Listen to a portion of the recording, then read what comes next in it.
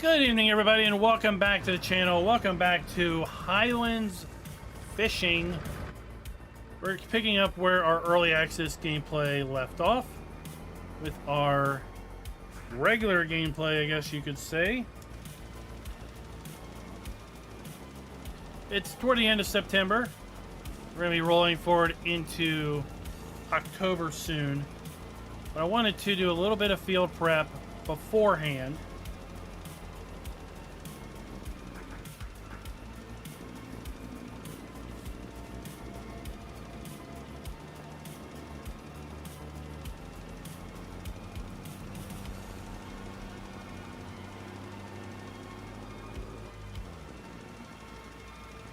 For those that weren't here for the pre-show, I've gone ahead and built out the castle, so we'll see it built out off in the distance whenever we have a good line of sight to it. I also built out the windmill because I've got flour now. Oh, not flour. I've got wheat. I've got barley to process into flour because we're going to be hopefully making some fish food. We want to run kind of the fishing facility a bit as well.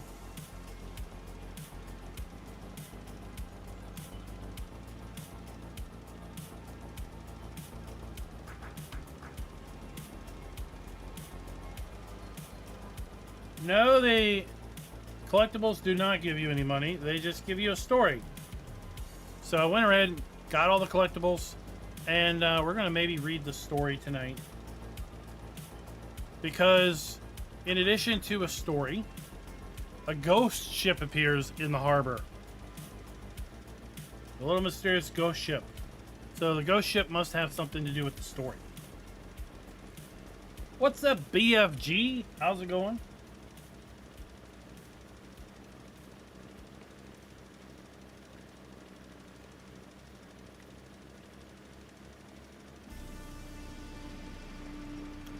Well, they'll mean the windmills. It is basically you're buying the windmill production.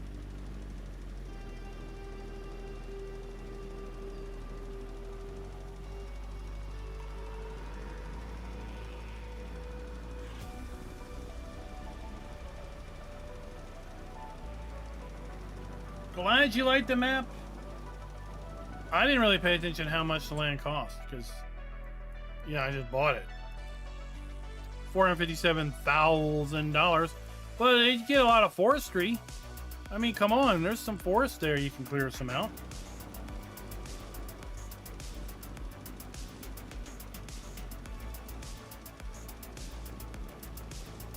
Hopefully it runs well on PlayStation.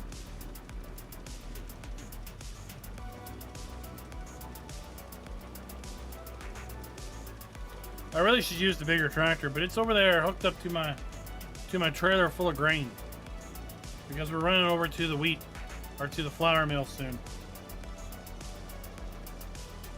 I didn't really know. I haven't really tried to delete the trash.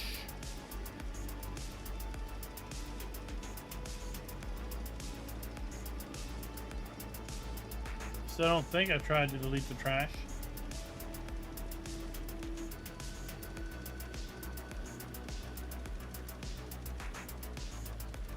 I don't know, I did the map video, what, Thursday? No, Friday morning. Friday at 1 a.m. is when I finished recording that map video. I then released it 7 hours later.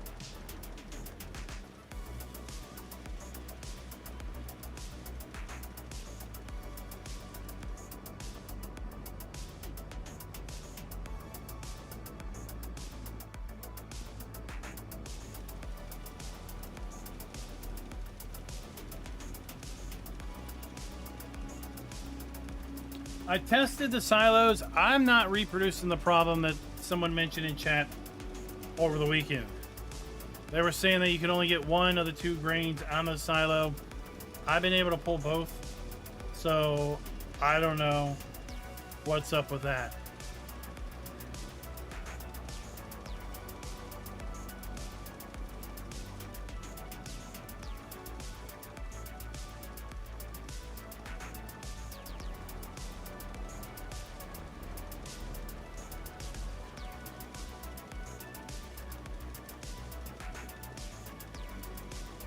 We're probably definitely going to have to switch over the other tractor to do that other field.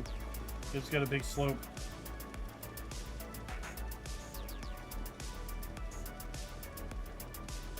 Yeah, there was a quick hot fix came out earlier today.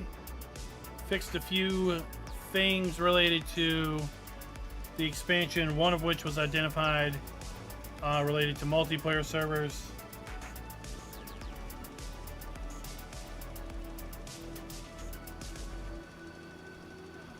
Well, BFG, I hope you have a blast with your friends. I know we had a fun time last night with the launch party.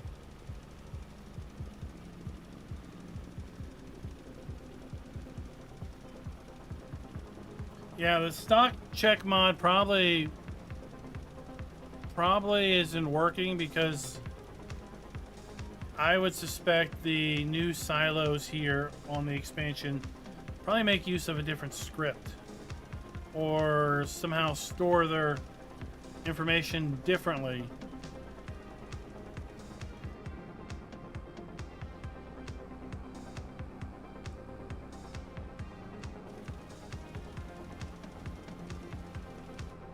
Okay, that's good enough.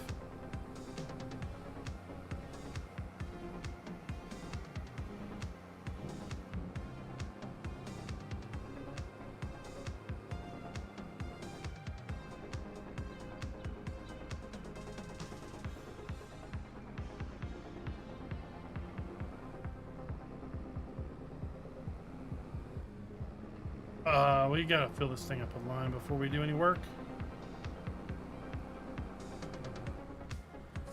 Let's drop that off. Let's head over here to the farm.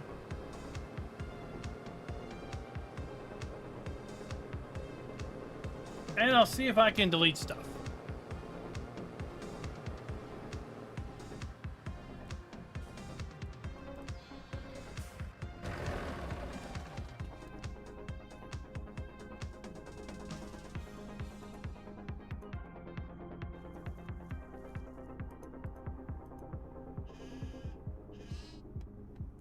So we can delete buildings.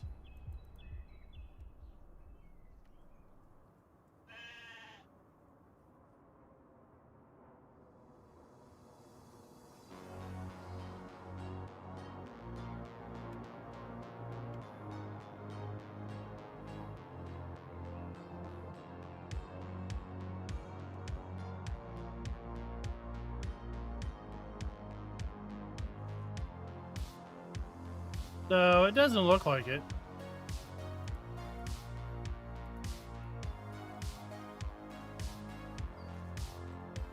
All right, let's get on with it.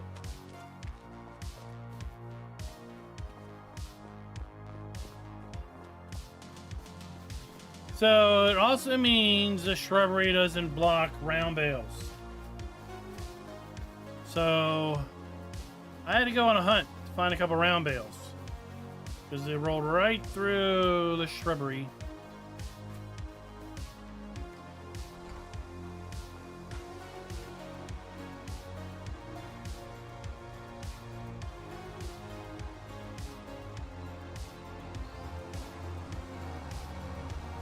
So I mentioned I built out the castle. There we can see it off in the clearing.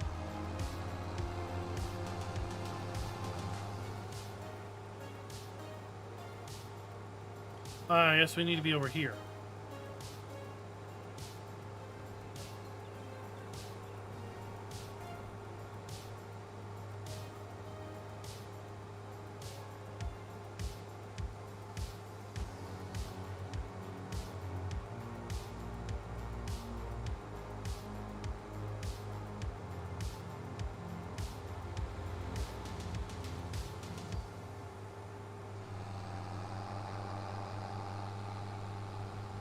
Let's make our way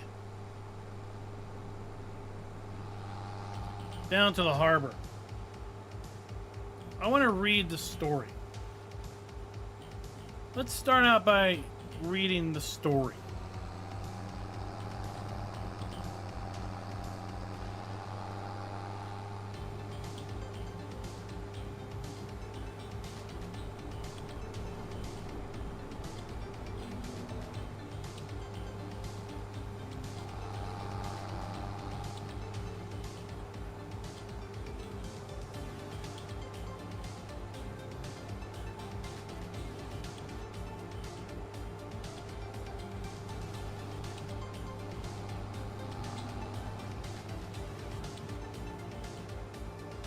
I made our way down to this level.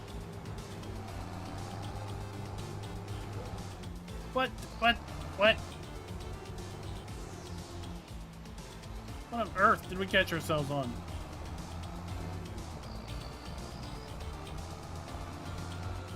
What's up, Jacer?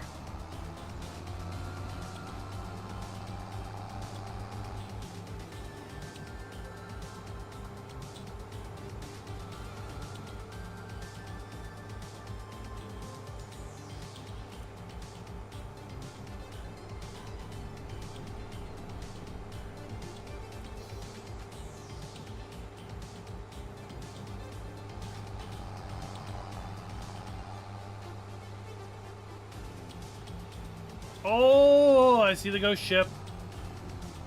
Does everybody see the ghost ship?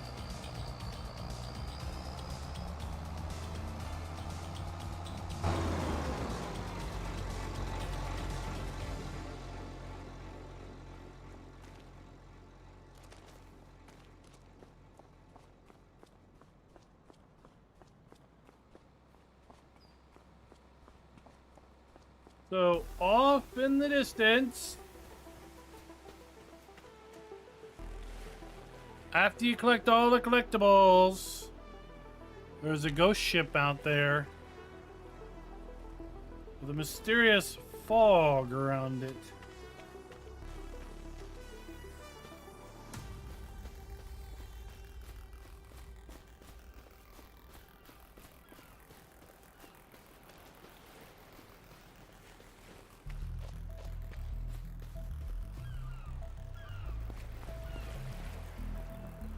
Let's come over here to the castle.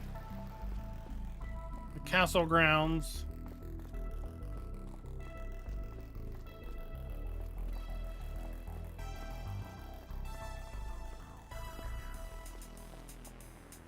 Let's make our way over the book.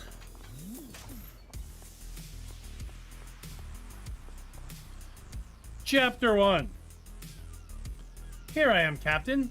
I'm called now, entrusted with a fine ship and a finer crew, ready to sail beyond known waters. Strange feeling, holding the helm like wearing someone else's boots. They fit, but I'm not yet sure whose footprints I'm meant to follow in this expedition. Then again, no one leaves footprints on the sea. Tomorrow we'll set sail, not for trade, but for discovery. There's talk of unrecorded currents, lights that flicker where no lantern hangs, and beasts no nets ever hauled aboard in the deepest depths. Our employer is hungry for answers. Aye, same as us.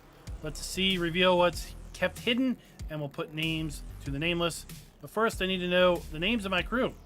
A ship sails better when her people aren't strangers. Chapter 2. I checked in with some of the crew. There's Dougal, our quartermaster, salty as dried cod. Clams has ridden every wave in the North Atlantic. Young Finlay mans the sails. Barley a whisker to his name, yet bold or foolish enough to mouth off to Poseidon himself. Should the protector of seafarers rise on the horizon, I'll have to shove him below deck before he gets a word out. The cook and the chaplain I've yet to meet properly. Word is they've been arguing over sauerkraut sauce since we shoved off, and not the friendly sort of debate neither. Then there's Mandria, our navigator and ship medic. Alas, aboard makes some folk twitch, aye, but there's sound reason she's here. Studied under scholars with Royal Society, reads both stars and scars like scripture, and she does, treating both with the same precision. A few still grumble, old salt at her thinking, but none can deny her sight. She sees patterns where others see waves. That includes the ship's young captain, truth be told. Chapter 3. We've been 2 weeks at sea now. So far, everything gone quite splendid, barring one daft incident with sauerkraut getting tossed about the caboose. It seems that there's been a right simmering debate in there about Prozac versus, poetic literature between the cook and the chaplain. That strange pot's been boiling over for days between those two. While that particular stew continues to bubble, I've noticed something odd, strange discrepancies in the charts, or perhaps in the stars themselves. Marina muttered, "The maps must be off," while whispering about stars that shouldn't be where they are. She's a wee bit shaken, not by her skill, but by something else. I trust her. She's taken herself off her quarters to study. Meanwhile, we hold the course as planned. Someone really ought to scrub the deck. It reeks of fermented cabbage, so it does. Chapter 4. Chad. We hauled the nets from deep down in the past, expecting the usual shadow of shallow water fish. But alas, we found something. Our first discovery, far from home, after 1 month already. Finlay preferred to toss it right back, however, about the size of a cat, slick with wet algae on the shore, with arms like lace folded inward and a mantle that looks like a black coat, as if it spun from the shadows of the deep. Eyes too big, red and knowing for comfort, and a mouth that didn't seem built for eating. Marina called it the cephalopod, some kind of squid, but nothing she's ever seen. Finlay claims it shifted dark to darker when they spoke of it, and it's as if it was listening. It pulsed gently in the net, as if it knew panic was beneath its dignity. It seemed intelligent. We shortly kept it in the barrel for observation and documentation, but it vanished by nightfall. Lid still tight, just faint traces of phosphorescence on the deck, like the stars had taken it, helped it get back into the sea. They are certainly not helping us to stay on course, which we are not anymore. Chapter 5. Fog everywhere, not just a mist hanging over the sea. No, this is an unsettling amount of opaque weather, like the sky itself decided to descend, or as our creator, in the moment of inspired theatrics, was going for atmosphere, like adding a pinch of salt to a fine soup. Only instead of a pinch, he upended the whole sack and then some, right into the pot, already filled with salty fish. What I like to do for an off switch. Everyone aboard feels Mother Nature overdid it with the fog. Thick enough to chew, breathing feels like drinking wet cotton. If something were to rise out of the water, we'd only see it once it was kissing the hull, which is what some men fear. We're lost in a sea of heavy clouds, gray on the gray, with no landmark, and strangely no sound. Not the groan of the hull, the flap of the rope, or the gulls overhead. Everything vanished, or we the ones who has vanished. Chapter 6. Fog is still lingering, same as the stink of sauerkraut, I'll be honest, but it's both a blessing and a curse that we've got way too much of the stuff. I'll keep us fed, but not sane. We're not catching anything. No fish, no current, no direction. Not much left to do, so the crew's been gathering on the deck around the Kraken fire, set up an old metal crate. It's somewhat cozy. Truth be told, stories are flying, some true, some not, and more, it's hard to tell which is which. Then there's Finlay, a young lad listening. He saw a Ridlow crawling about the ship's hull, right fresh out of Scottish fairy tales, and straight onto our ship, apparently. Full of nonsense, that boy, Marina comforted him. It was probably an octopus or squid that came visiting, she said, although she did not appear to believe that it was the case. What's up, Farmer G? We're just reading the story. Chapter 7. Good news and rather confusing news as well. Fog's gone as fast as it came, like it's never been there before.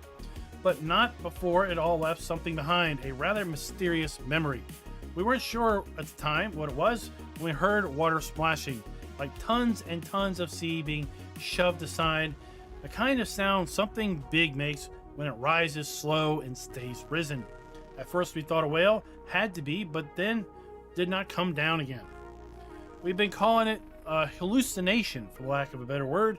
We made out the silhouette of what appeared to be a large structure, like a mountain of a strange form rising. We stared, all of us, long enough that nobody asked if it was real, but it must have been weather phenomenon of some sort. Marina calmed. Maybe it was gone when we looked a second time. I don't know what that means. Chapter 8. Every seafarer's got stories, and instead of playing cards, there's favorite pastimes of trying to out-weird each other. The game's simple. Tell a tale a stranger than the last, and do it with a face so straight it might as well be carved from driftwood. That urge to claim the oddest yarn ever spun is probably why myths cling to the sea like algae on rocks. They talk about ghost ships, giant krakens, intelligent people lurking beneath the waves, but there's rarely anyone to confirm what some old, weather-beaten captain that spat out the sea is muttering about in the darkest corner of a coastal tavern. But this time, well, our little encounter might not win prizes of drama or dread, but we had more than one pair of eyes see it. Then again, there's not much to tell, so why tell it?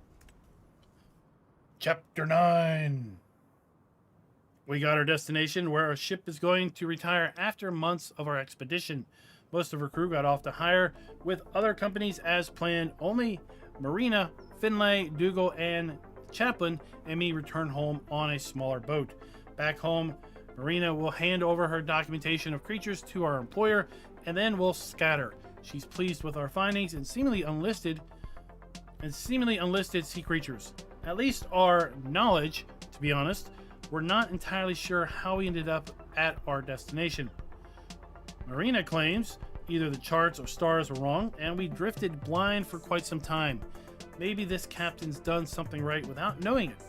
Hopefully our voyage back home will be easier. First, we catch our breath in this vibrant port town. It's warm here, people seem chipper. Also, we stock up on something else but sauerkraut.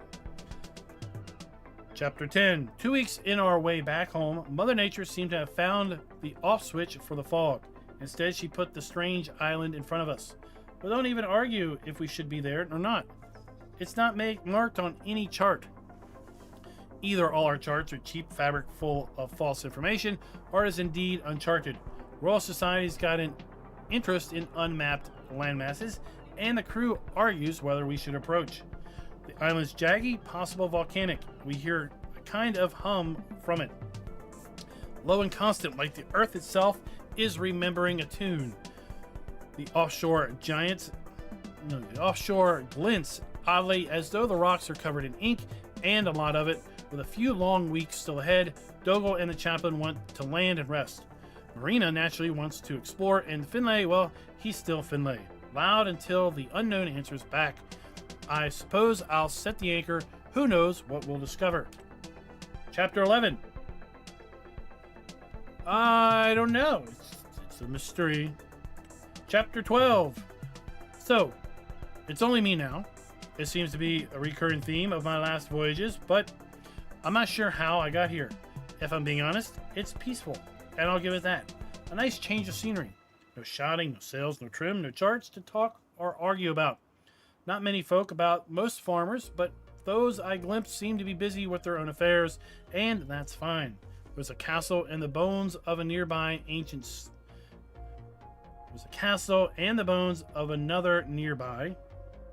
Ancient stones, older than the senses, and it's comforting sight, this place. After months at sea and decades before that, maybe I'll overdue for a proper rest on land. This place seems as good as any, quiet, gentle, might even take up fishing again for myself this time. And that's it. That's our story.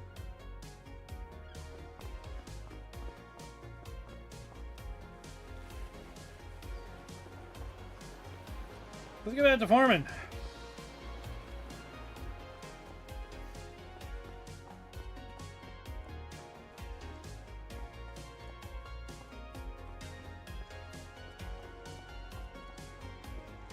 Oh, here we are.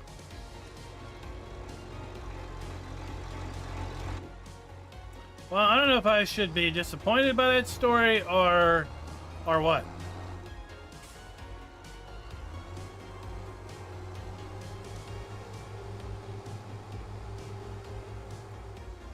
I wonder what happened in Chapter 11.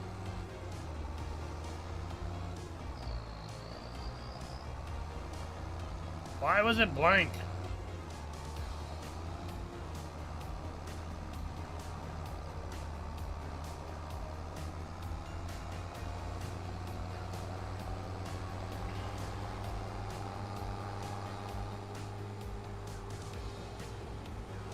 Let's get on to the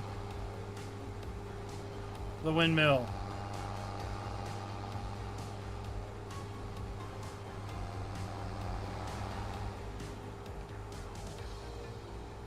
I want to see this place at night. Has anyone seen this place at night?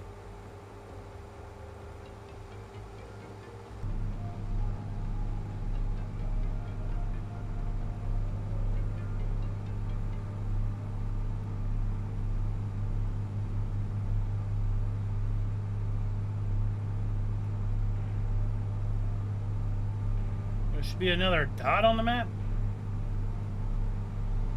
No, we got all 12 collectibles. Because that's what causes the ghost ship to come up.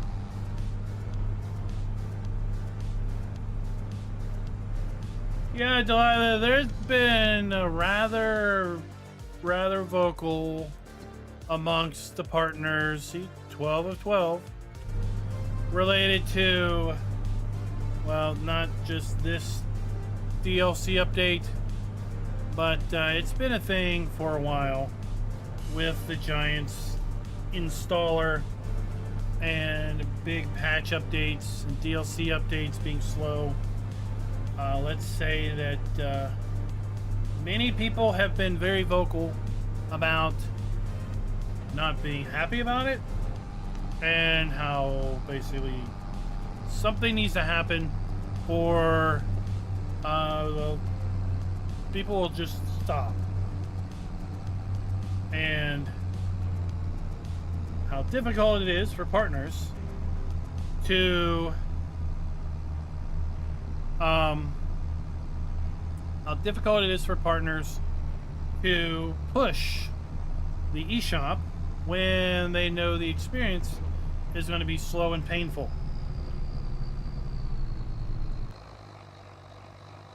So here we got our built out windmill. Let's deposit our wheat.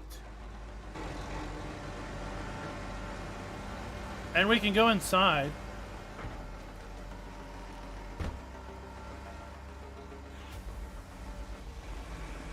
In fact, we have to go inside in order to manually activate it.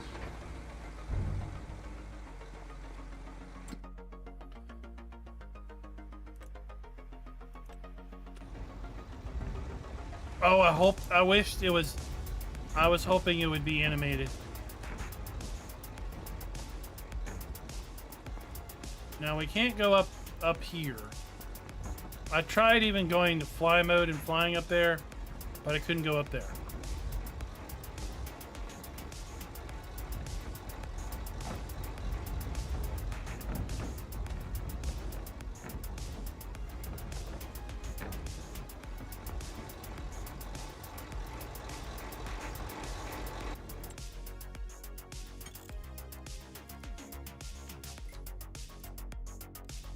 My in-game FOV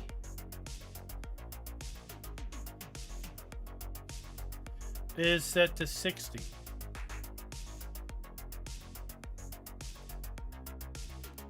First person FOV is set to 60. I don't know if that's default or not.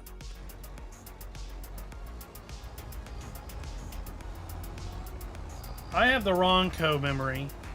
I set it and forget it.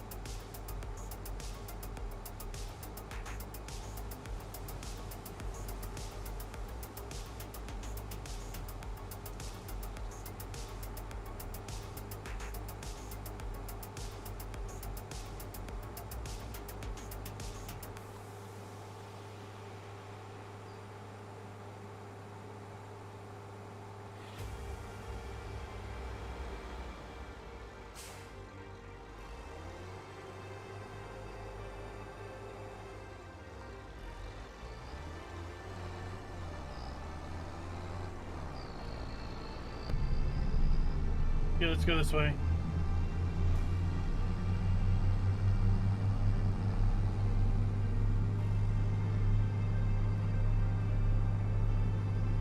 I feel like there was a time that I had it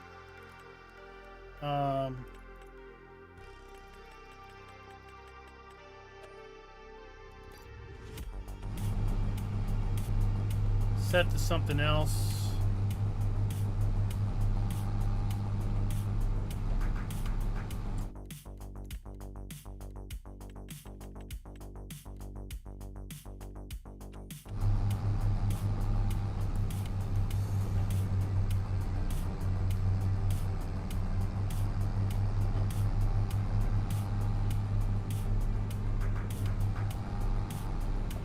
That's 75.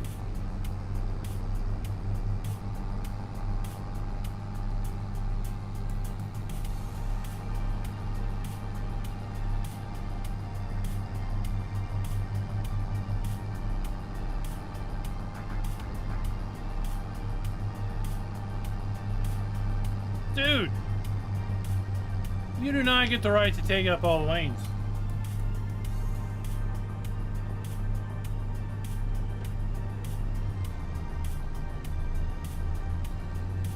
Doug, it's just the icon they've used for those little shops.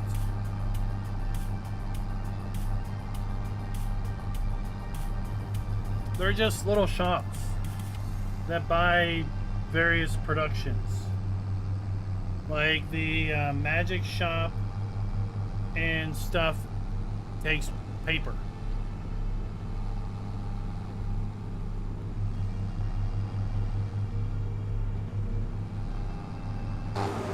Like here, you know, we got a coffee house, and then we have the Toasty Soul. It's like, this is saying basically we accept pallets. We accept produced goods. Right, so if we come down here to prices, and this is new. I don't know if this is a mod or the base game that's now doing this. Show products. But I can come down here to, what, the Toasty Soul.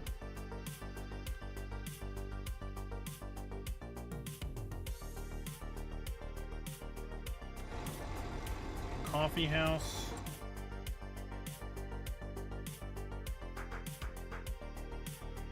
The coffee house. Right.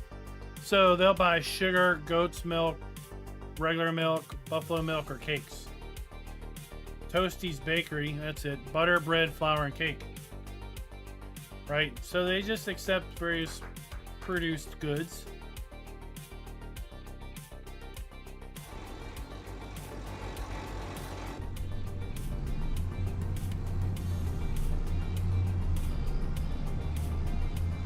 Yeah, I don't know why the VPNs works, but I've found in the past that when it's slow from the eShop to get the product or to get your stuff normally. Yeah, this, all right, yep, all right. That simply jumping to some place in Europe can cause your downloads to go significantly faster.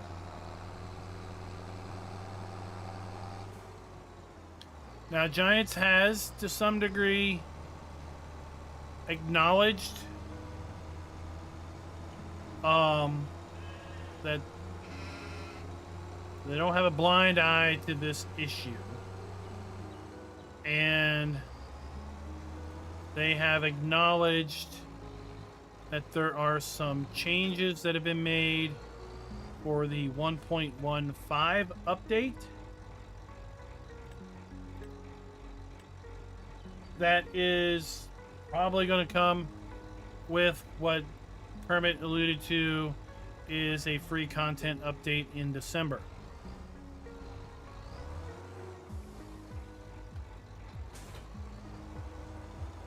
So with that update, there's supposed to be some efficiencies made and some changes made to the updater. So hopefully things will be better the next time around. or the next time after the next time. Because we might need 1.15 before we can see the enhanced changes. I was not going to sleep. I wanted to see this place at night.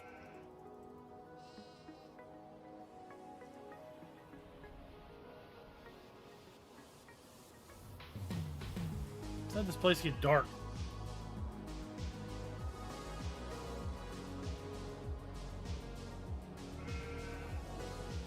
They've also talked about that they're putting some changes in their infrastructure for the future, so we'll see. We'll see how things fare out.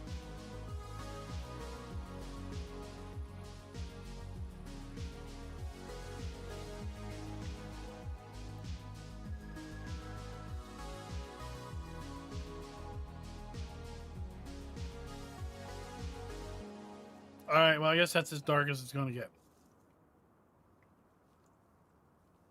So we got our farmhouse, nothing fancy there. I wanted to come in town and see how the town looked at night.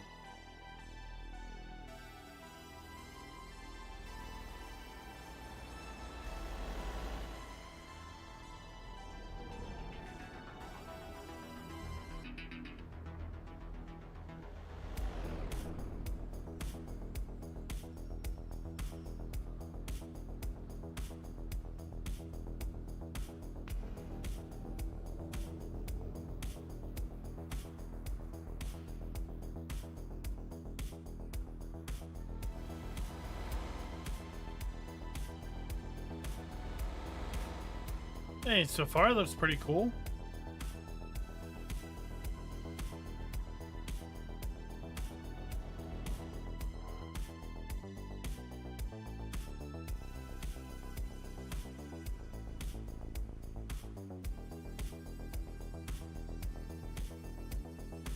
Here's our ghost ship.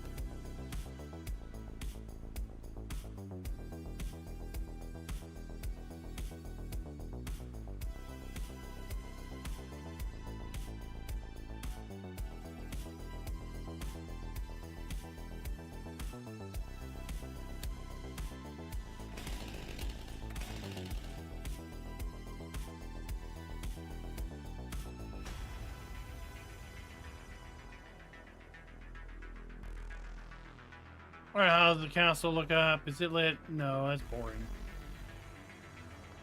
Boring! Lighthouse.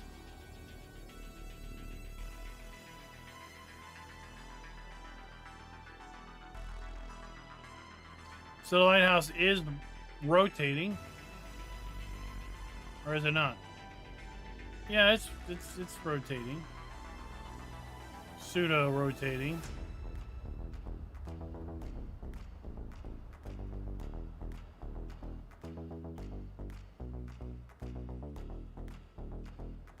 Can't go in. How about the real castle we built?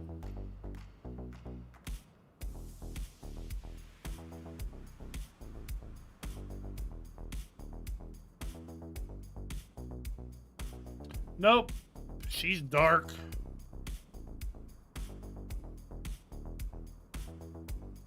Okay.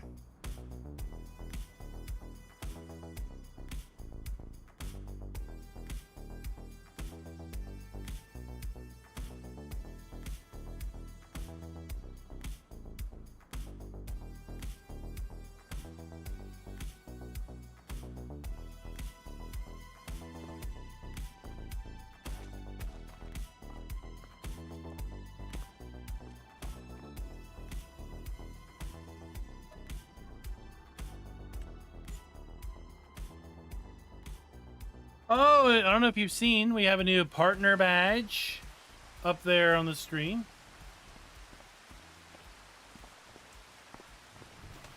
Oh my gosh, it's raining. What a terrible time to lime your field.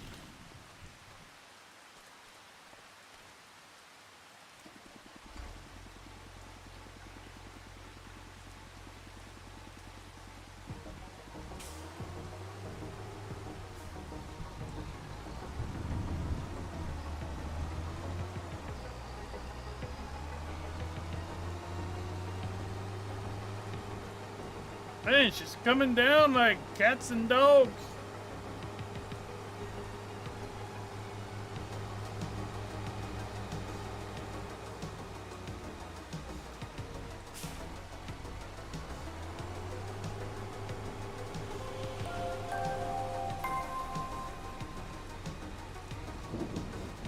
Lewis, thank you for the sub.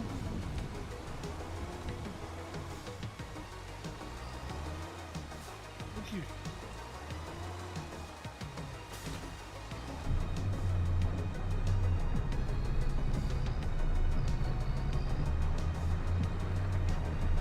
All right, here we go. Let's go, let's go, let's go, let's go.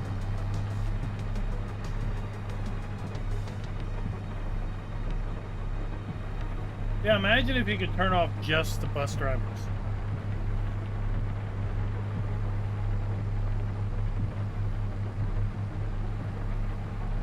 Right, that would be cool.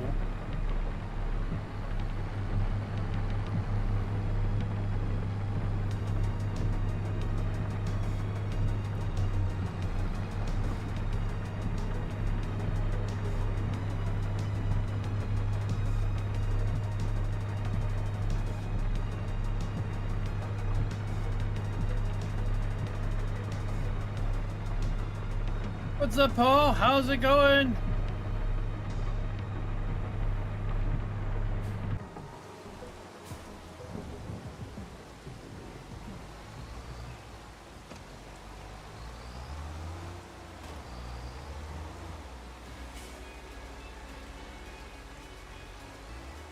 Oh, they just want to take the whole road.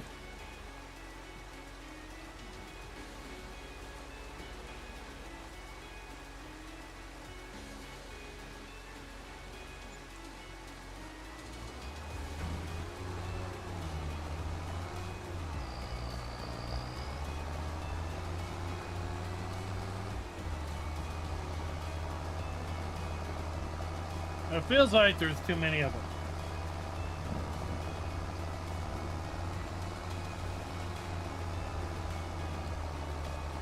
It's like this place must be a top tourist destination. The number of buses there are.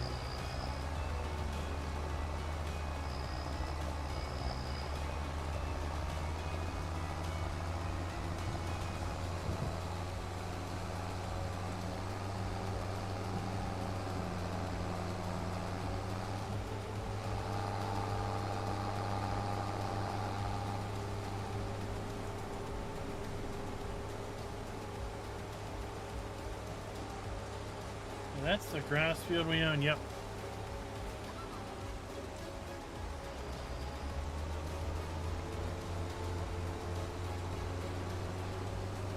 Let's go line this grass field before we cut it.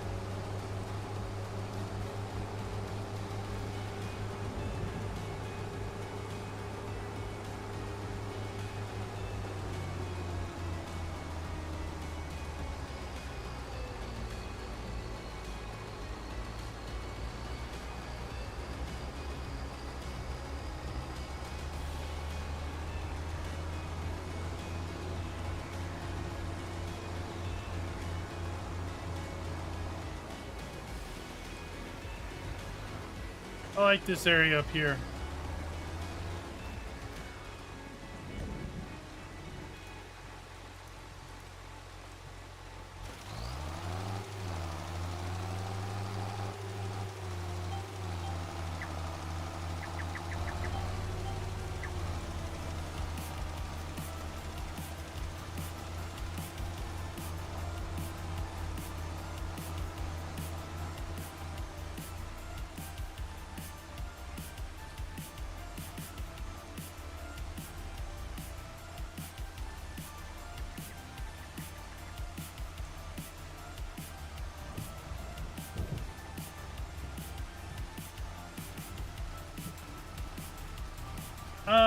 Allie, did you play City Skylines 2 or 1?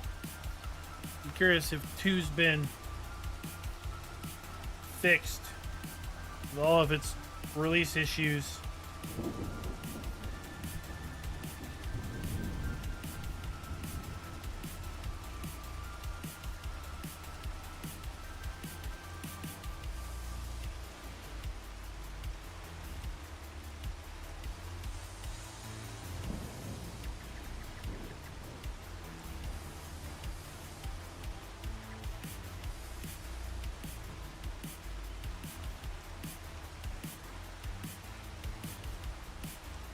Tell you what, I'm looking forward to Transport Fever 3. I think that's supposed to come out sometime in 2026.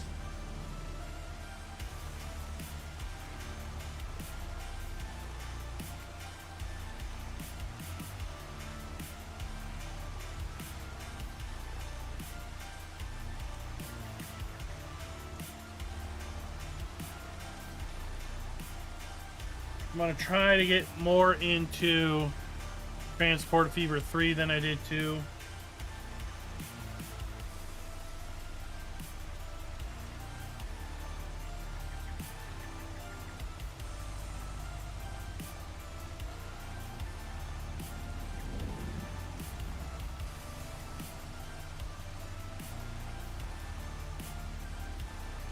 I don't know, I just had a hard time getting started with the open world map.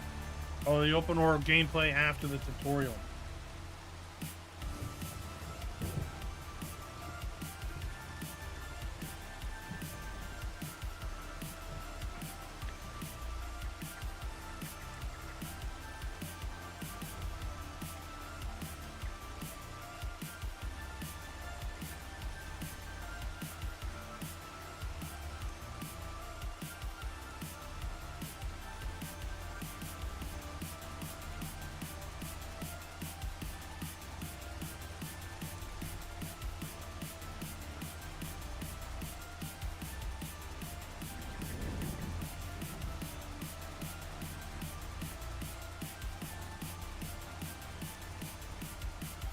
Yeah, it looks really nice.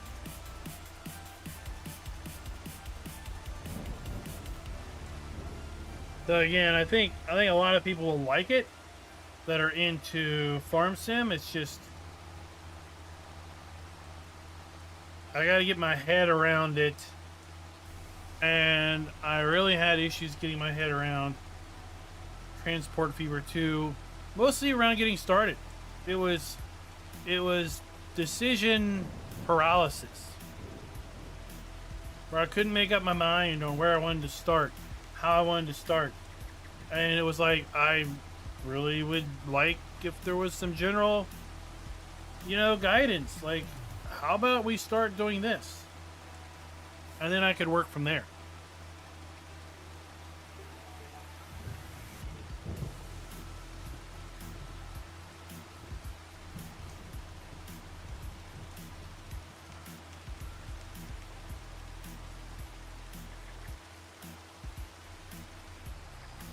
Alright, we got that done. Now we just need to lime our wheat field that I went back and harvested.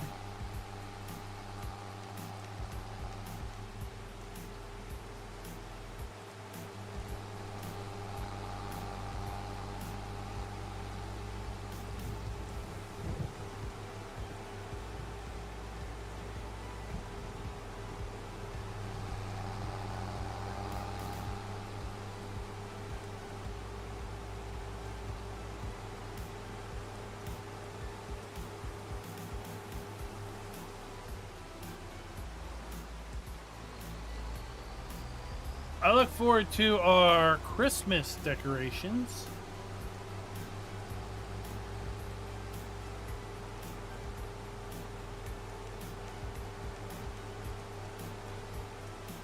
So hopefully I'll get early access to Transport Fever 3. I had access to Transport Fever 2, and I'm on the marketing mailing list, so we'll see. We'll see. It would definitely be second channel content, as will be Project Motor Racing when that launches here in 3 weeks.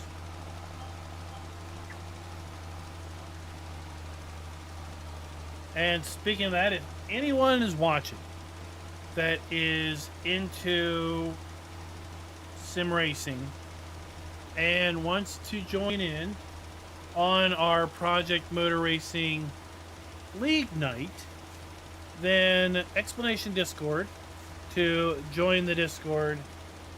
We're going to be setting up a Project Motor Racing League where we're going to have structured races on a specific day and time each week. Specific format.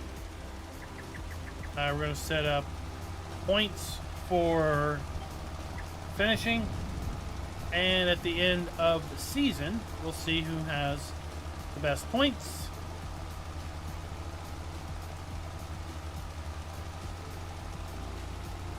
I think we're going to be starting out with the MX-5. That's a good starter car. Get folks into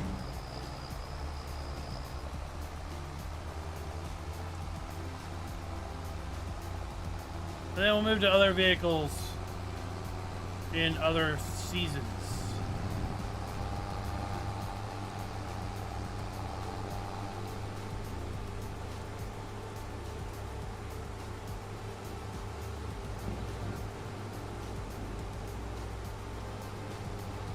Right now we know we can do private lobbies, so we can set up a private lobby each week.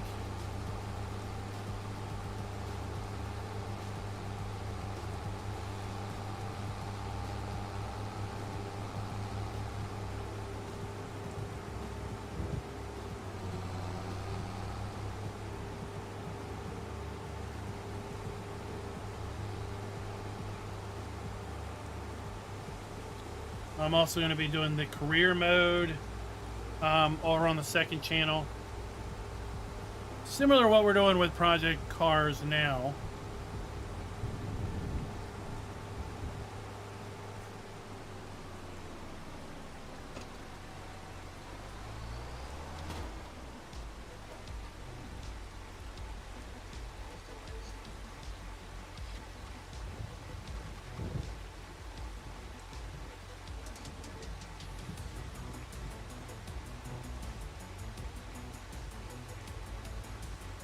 For those of you with Highlands Fishing, what one thing has surprised you the most that you weren't expecting or you were happy to see?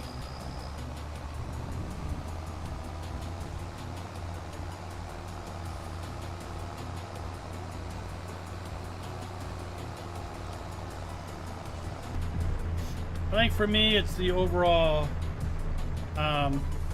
visual fidelity of the buildings, the ground assets, forests.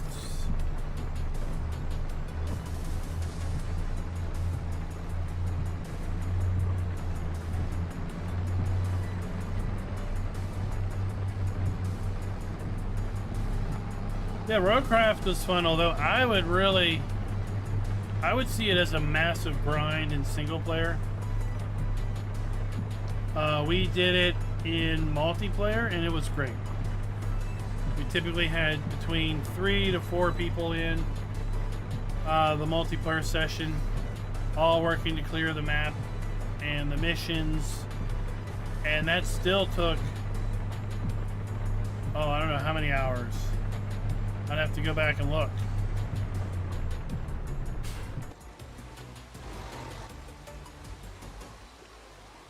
Well, it's Steam. I can just pull it up.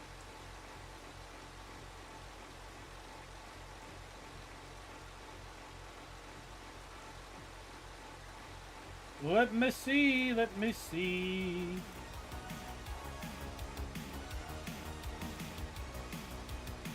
ROAD craft.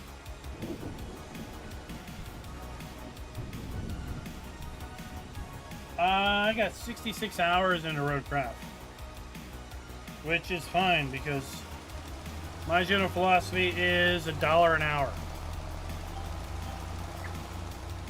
Or an hour, $1. Right? So my goal is to spend at a minimum $1, 1 hour of gameplay for every dollar spent. And if I do that, then I consider it a valued purchase. If in the end I spend less than an hour per dollar, then I consider it not a good purchase for value. Because after all, what can you do that costs $1 per hour if you enjoy it? B101 UK, you probably didn't put a space after your sentence and a period.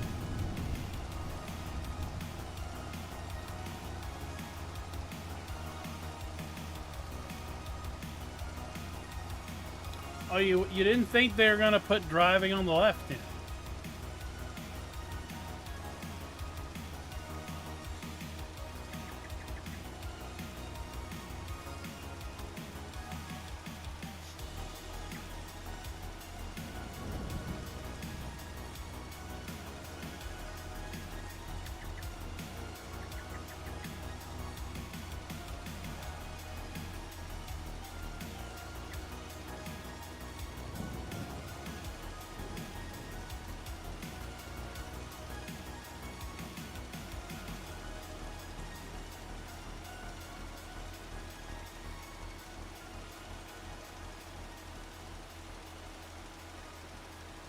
So once I finished out the base roadcraft, I was done. I had no real desire to do the DLC. I didn't buy the DLC.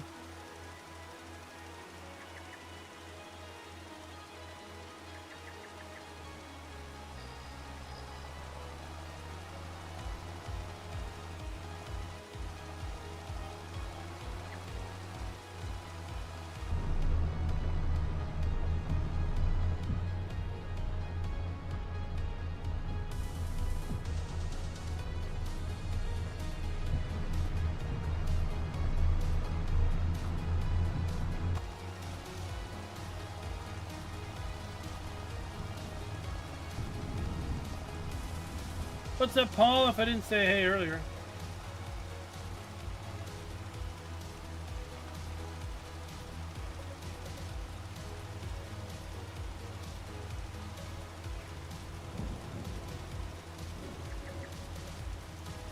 Well, be a 101, I just looked at your message. I don't know. I've not seen an issue or experienced the issue with crop loss. I would start with a mod. Whenever something doesn't work right, I'd start with a mod conflict.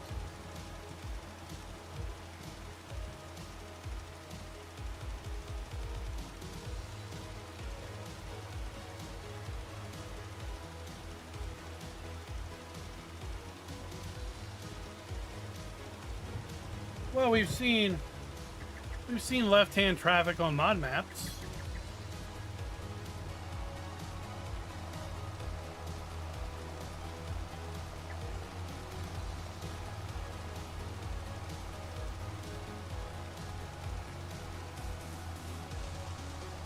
Heck, I'd like it if they implemented a toggle where you could toggle traffic left or right.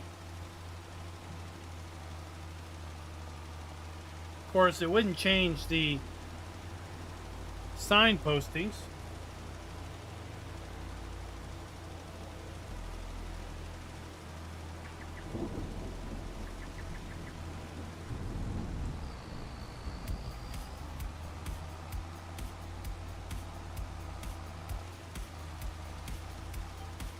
You know, they would still be on the one side of the road, but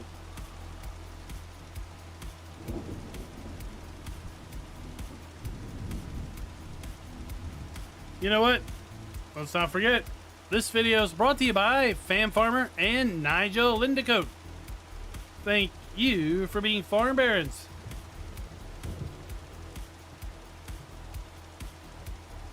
All right, there we go.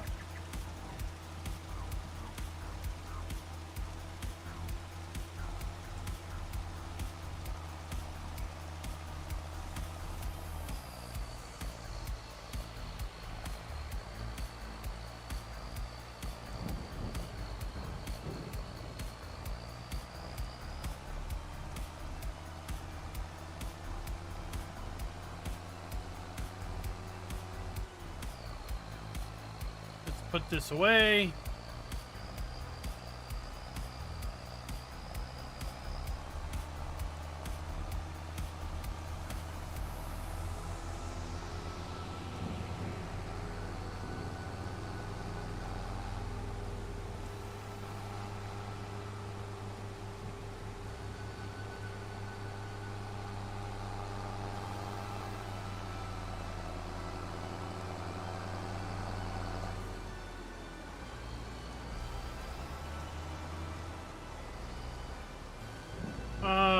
where should we put it? Can we get it in here?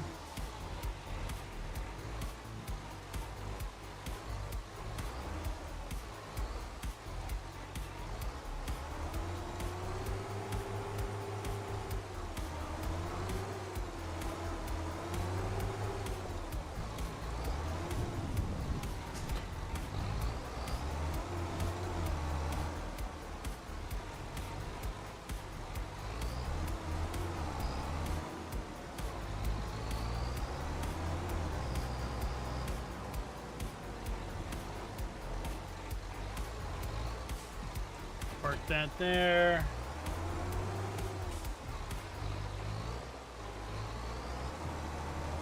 I don't know. I'd say submit a ticket at feedback.giants-software.com. Especially if you can replicate it.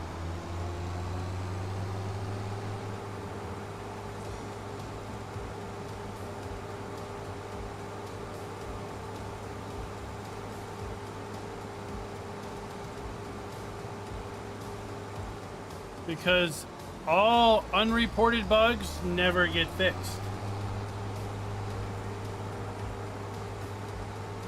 And never assume anything you're experiencing has already been reported by someone else. Because if everyone assumes that someone else is going to report it, then no one will ever report it.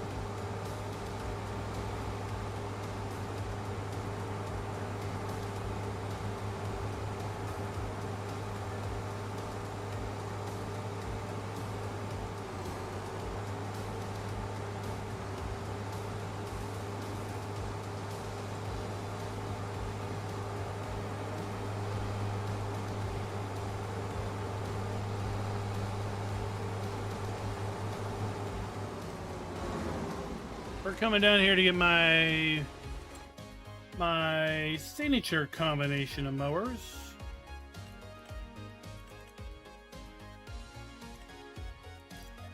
The front mower and side mower.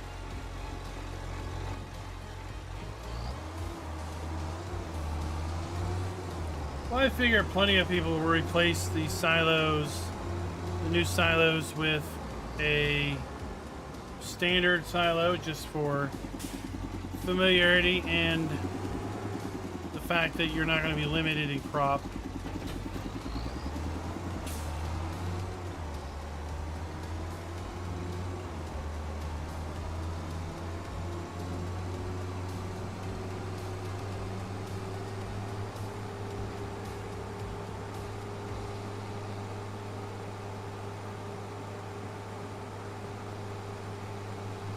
Yeah, I mean it's the height map for the entire map.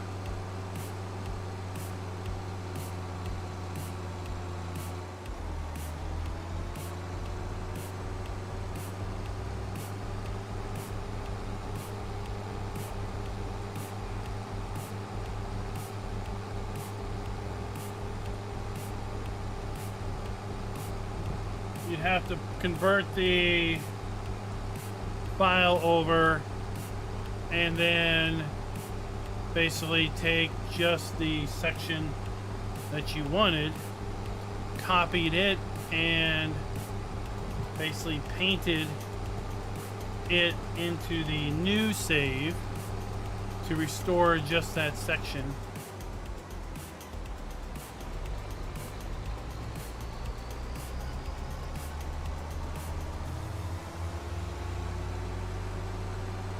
Because in the end, all those really are just images.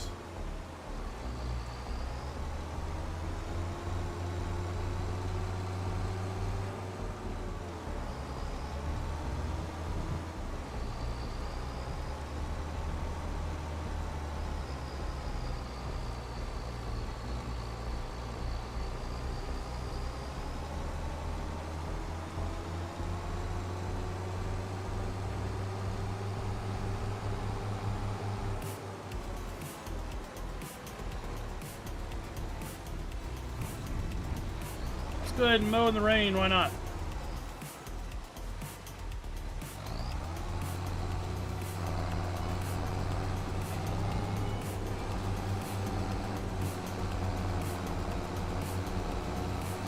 I'm cutting my first Highland grass.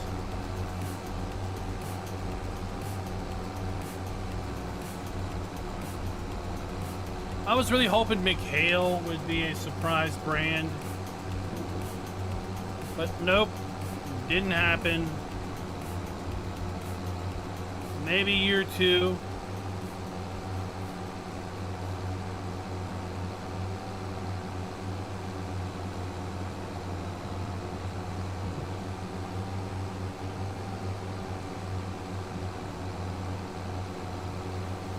What's up, GoldenEye? How's it going?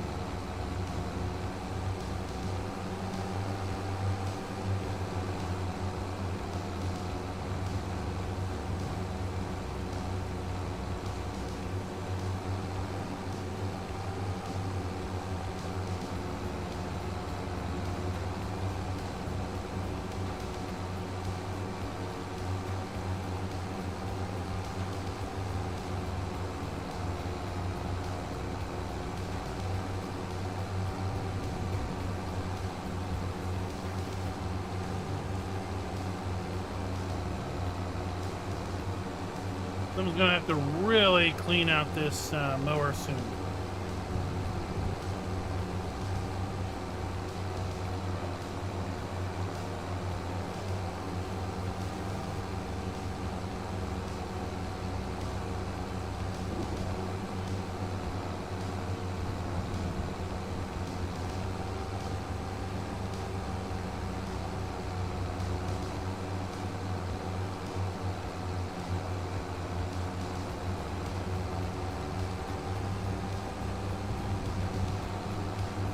So if anyone is in Germany or Europe that would have the ability to travel to Agritechnica, it sounds like it's definitely going to be worth the trip.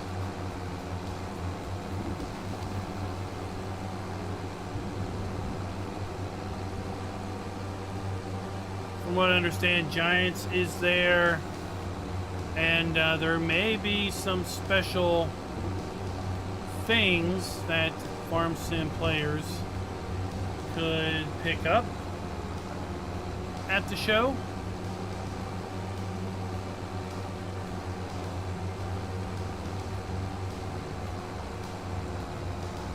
Maybe some show exclusive things.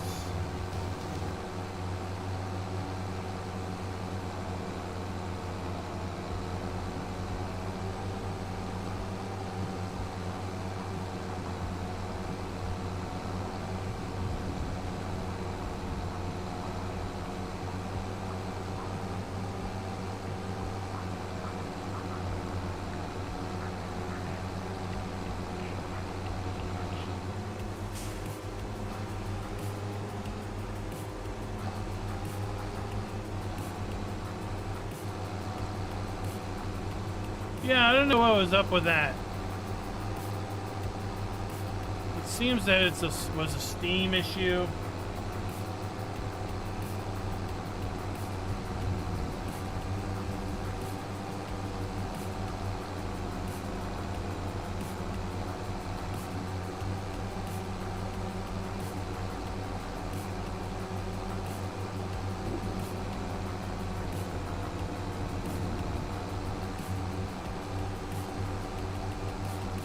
Doug, I don't know what you mean. The U535 shows prop sensor error.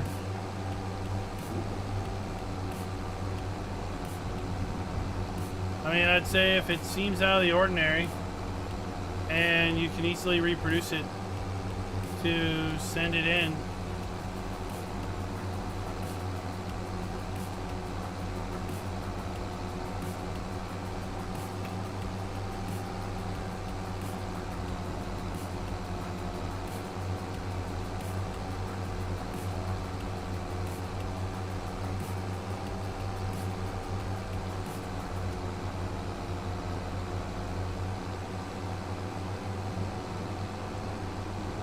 So GoldenEye, are you talking about the The offshore fishery.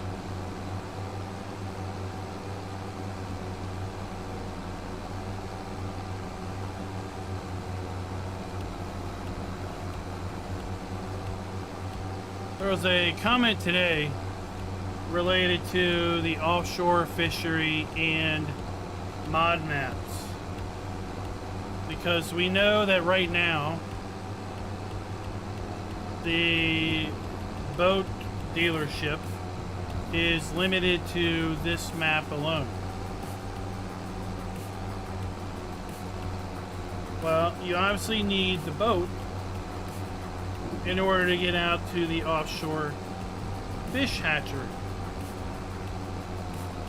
But you could still make use of the offshore fish hatchery on a mod map if you set things to auto distribute and auto sell. So if you, for example, were on a mod map and you really wanted to use the offshore fishery, you could place it on water, and you could place the fish food factory, and you could make fish food, and you could place a young breeding facility, and you could make young fish, and then you could set your young fish to, instead of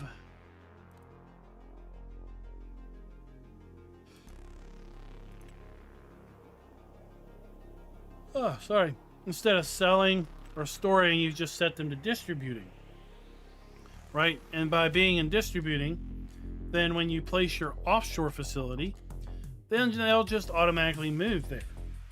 You don't need a boat. And to set your salmon from storing to auto selling, because then you don't need your boat to go out and pick them up.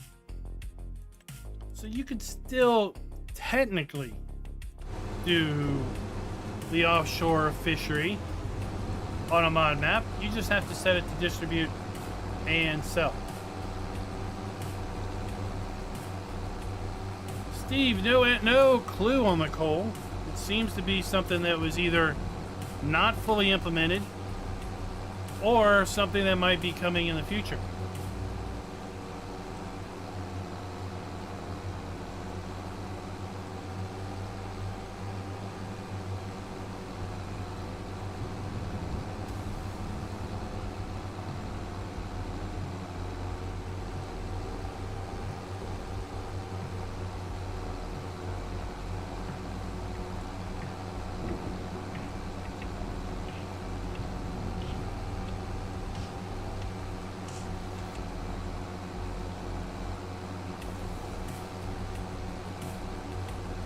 The only apparent use for the coal is to sell it. Buy it for one price, sell it for another price.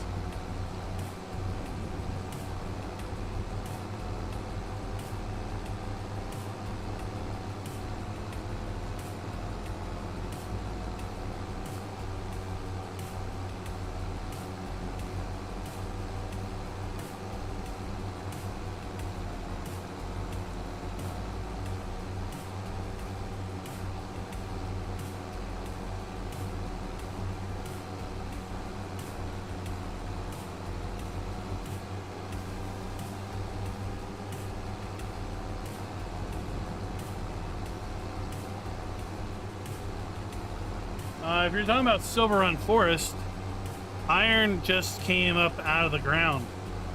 Iron was a spawn point that was then used for your steel rolls.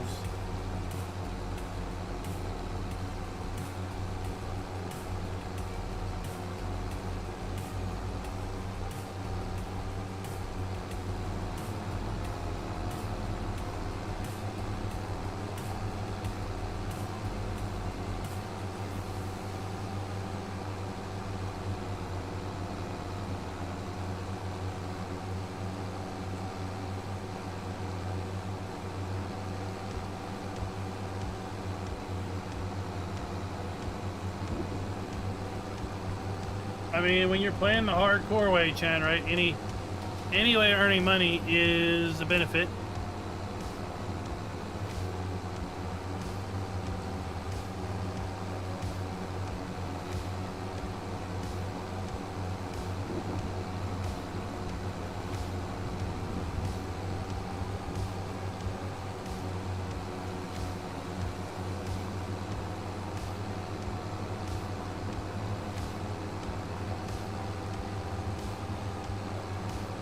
This is a pretty decent sized grass field.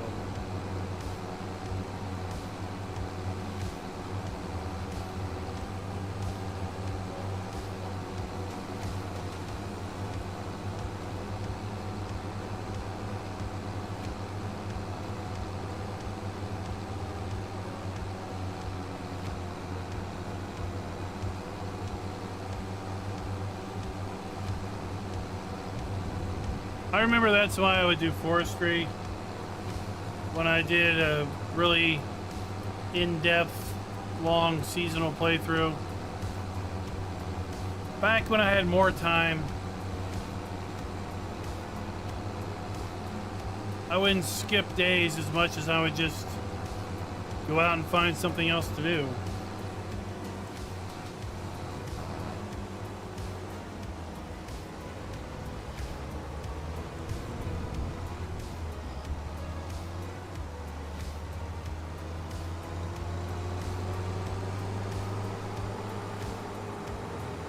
Very similar to what we do out on the farm growing up.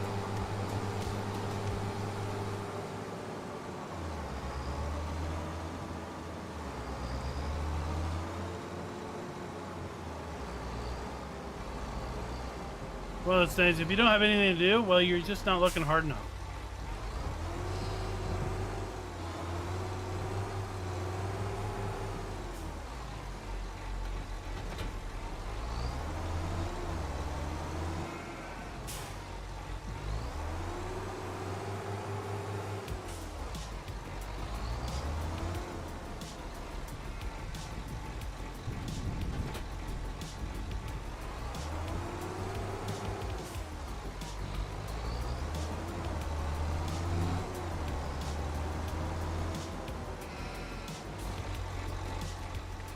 Are these usable? Oh, look at that.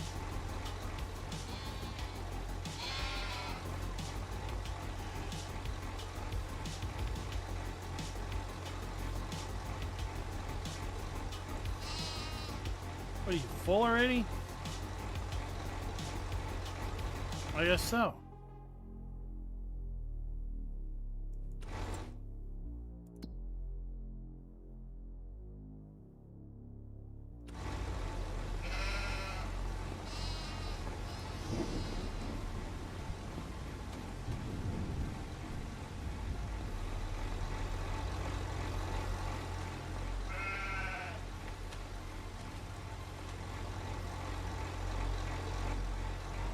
Not expecting them to have already food there.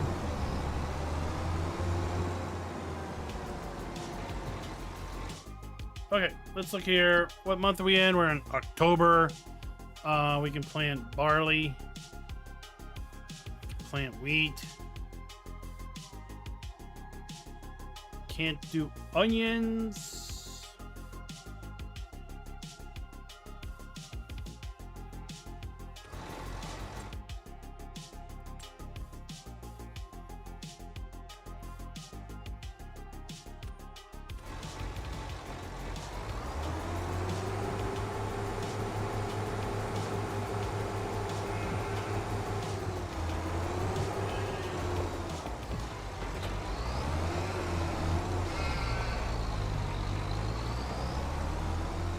We're getting rid of this piece of machinery.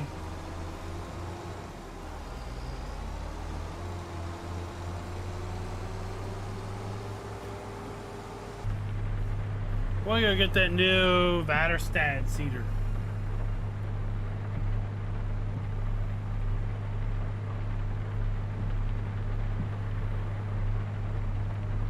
Should stop raining any minute.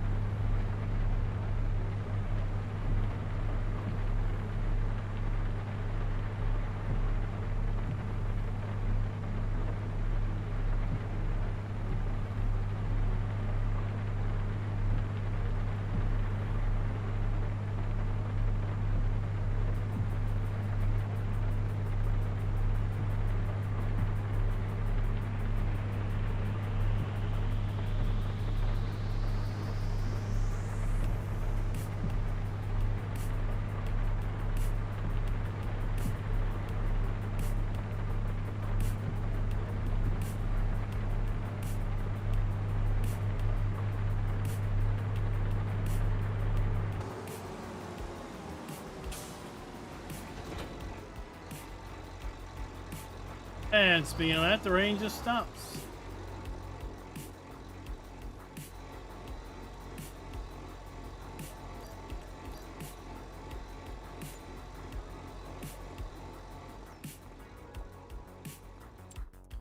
Okay. I want the proceed. 300 HP. Dang, I didn't realize it was that hot.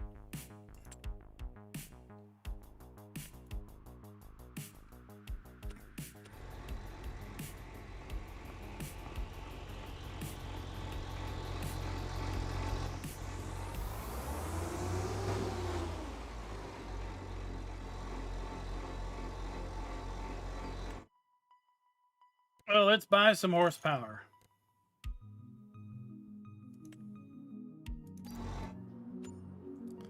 There we go.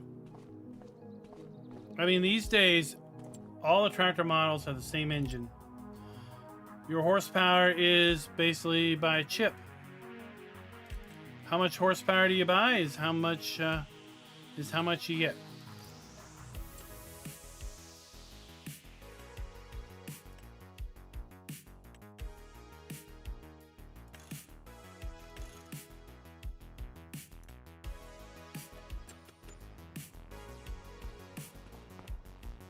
So give me all the HPs.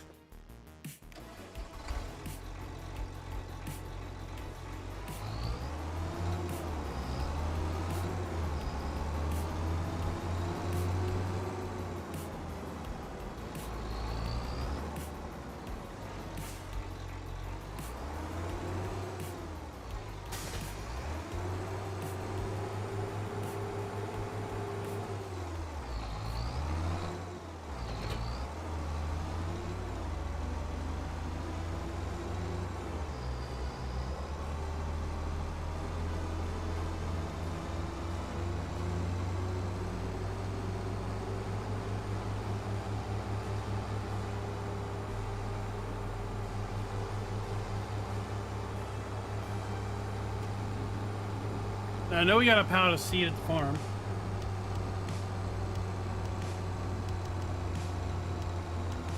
I got a lot of fertilizer at the farm.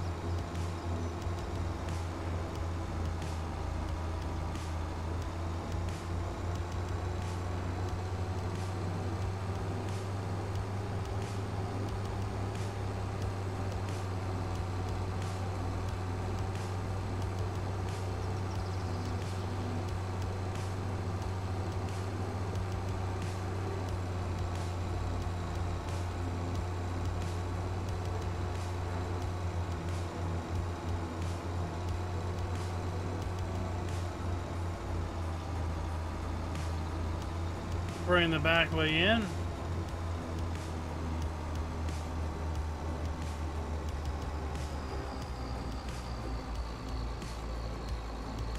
See where we put our straw bales.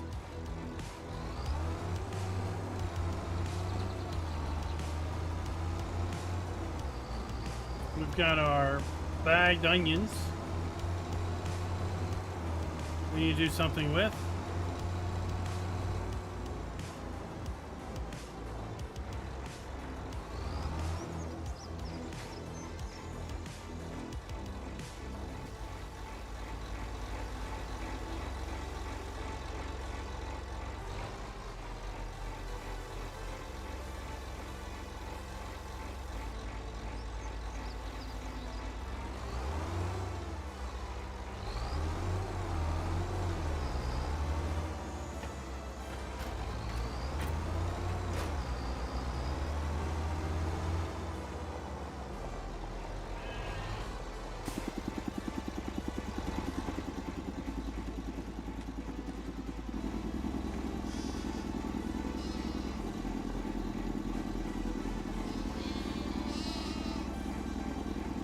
This out here.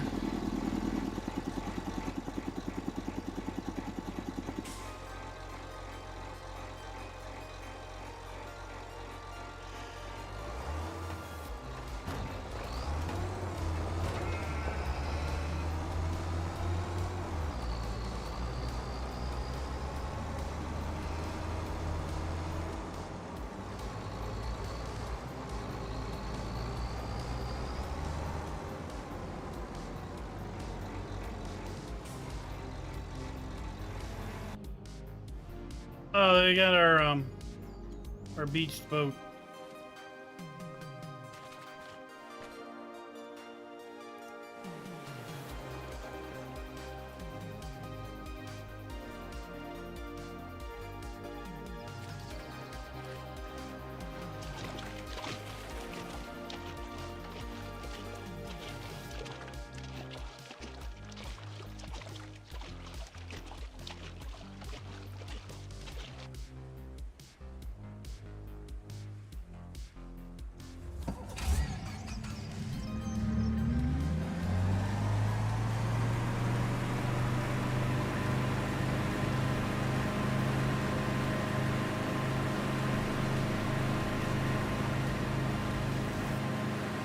Let's dock this thing properly.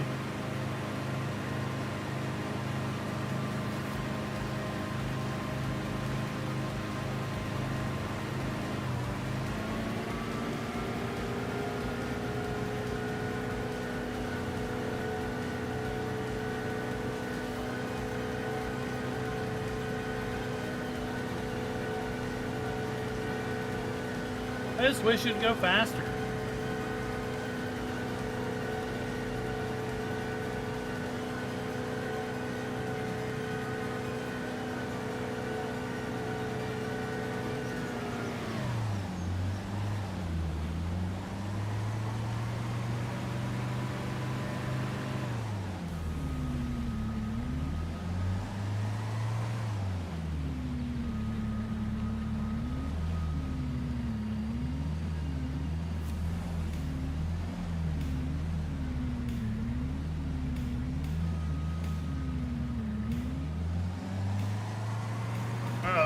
Oh, bad things. Yeah, that's good.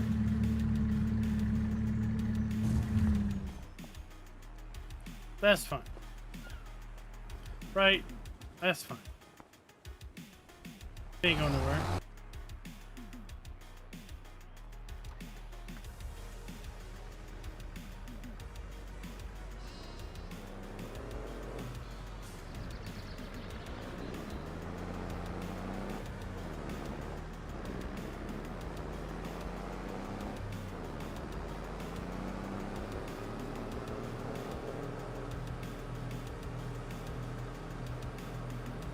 Alright, we need to go get our tedder.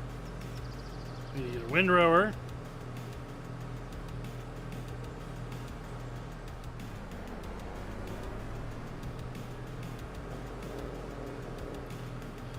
Nobody wants to talk to David.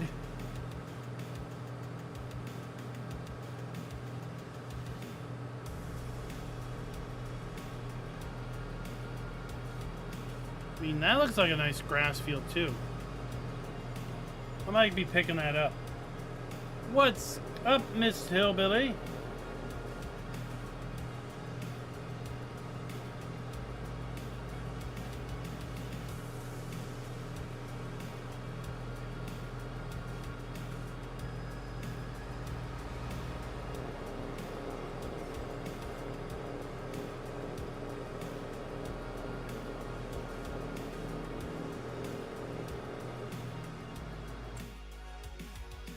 Oh, I could see someone making that.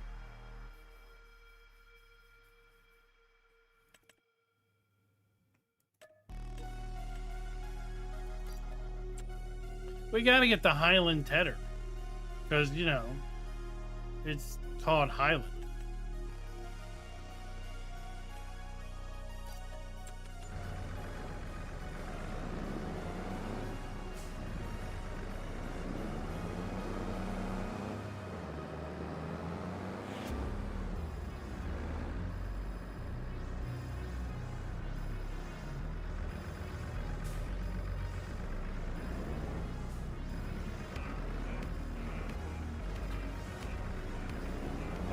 I mean, talk about wait till the final hour, David. Windows 10 patches ended last month.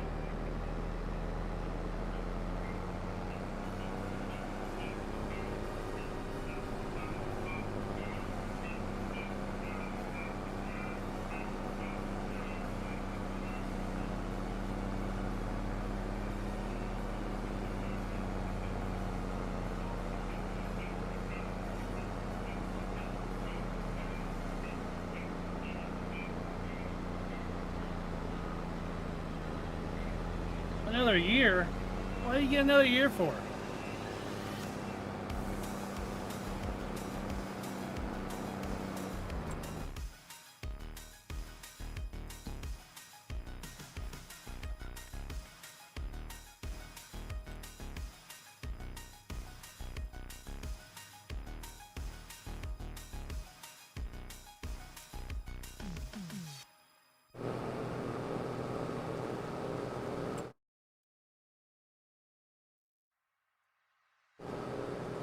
There are surprisingly not a lot of grass fields on this map. Or at least grass by start.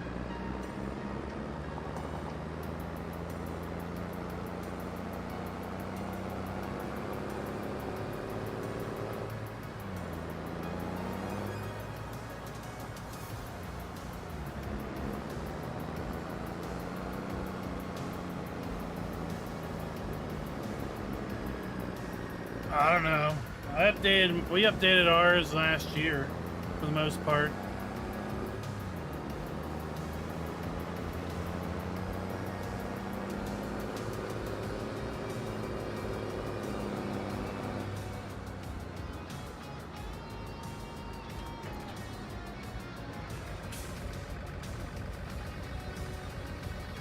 X years. It's not like Windows 10 is a spring chicken.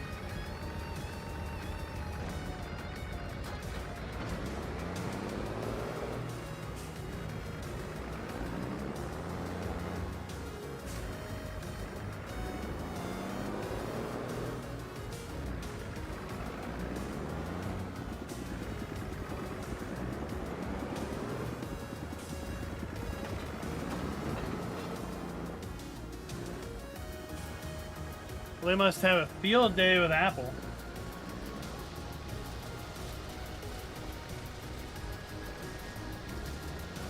I mean, given that Windows 10 released in 2015, so it's 10 years old. Apple doesn't support a damn thing for 10 years.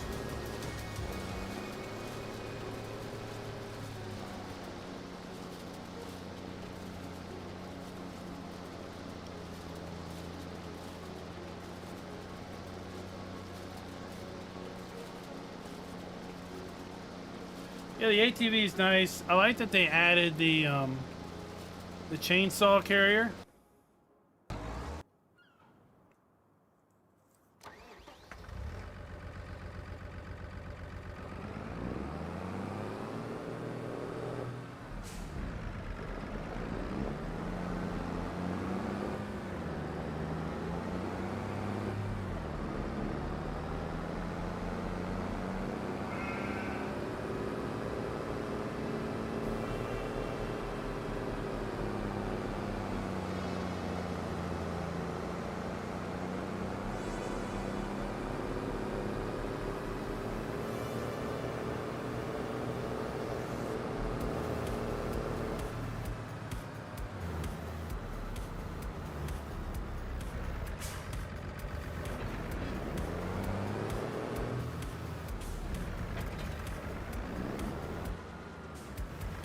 Okay.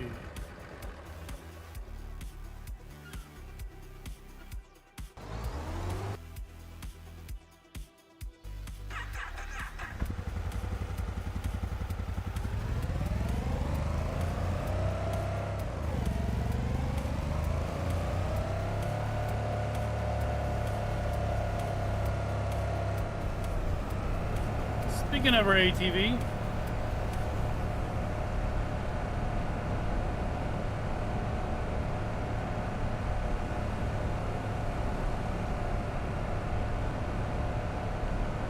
I want to go see if I can do something.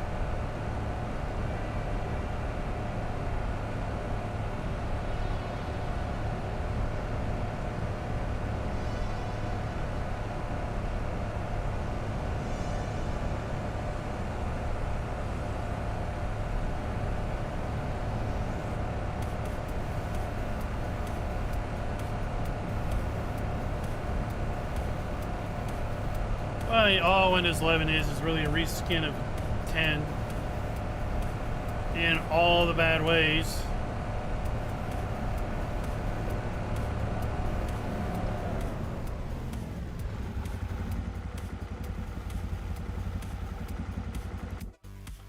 Attacher, yes.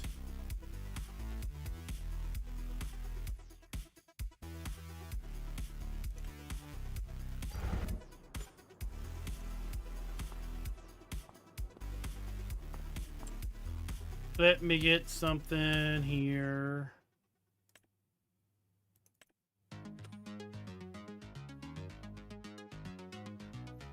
Let me go to the miscellaneous category.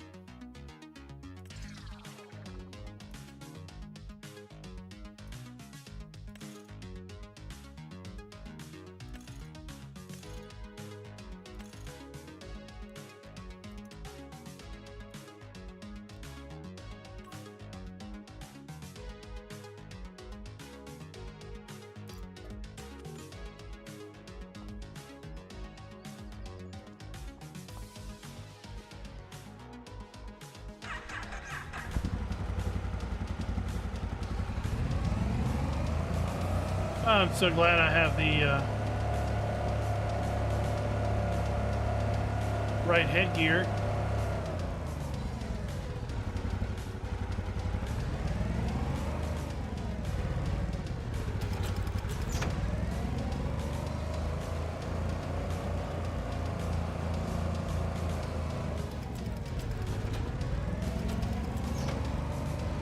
What is it, too heavy?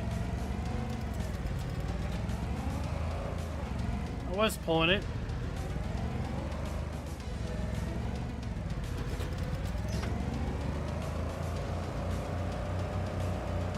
No, I think she's too heavy.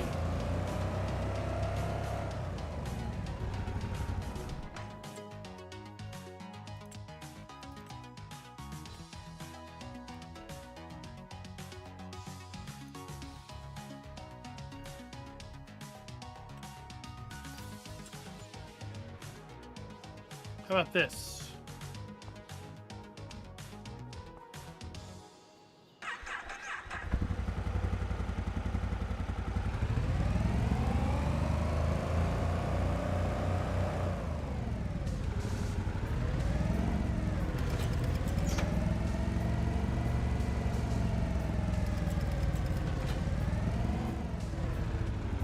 Yep, too heavy.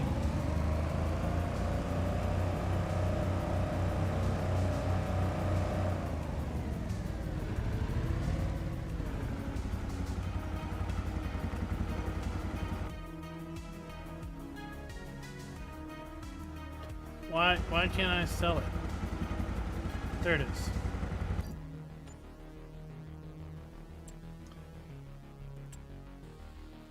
Oh,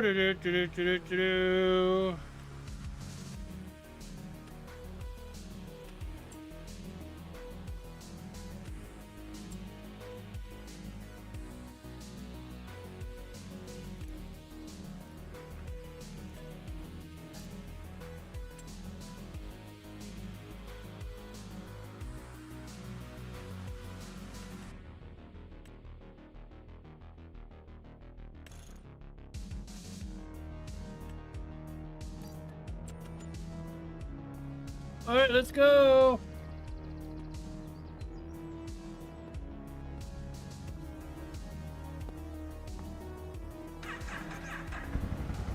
I might have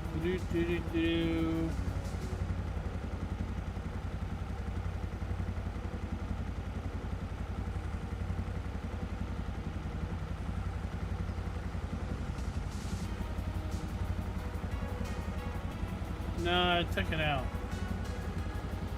I thought I might have had a link in the description to a headset I used to use. It was wired. Are you looking for wired or wireless? Nope, can't hitch to it. Stupid wrong hitch. Stupid wrong hitch.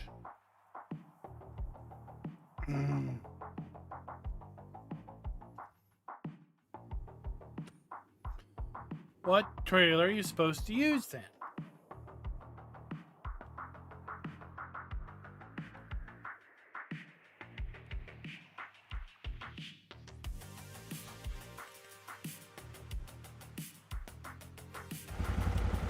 I guess no trailer.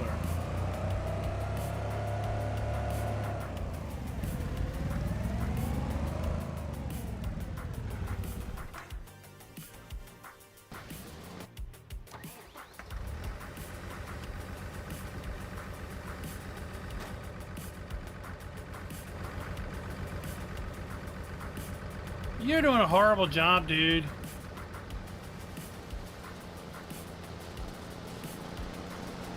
You're missing stuff all over the place.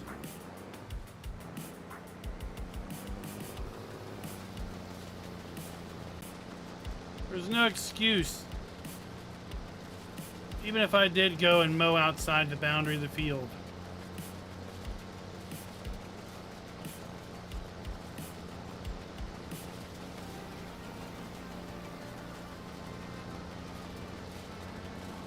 Chad, I actually use a pair of Bluetooth earbuds.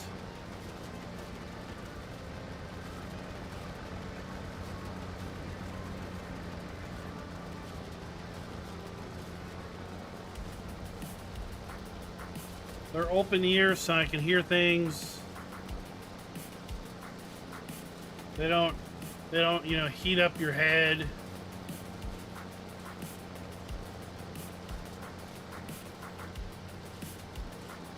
They've got decent battery life. They come in a little charging case.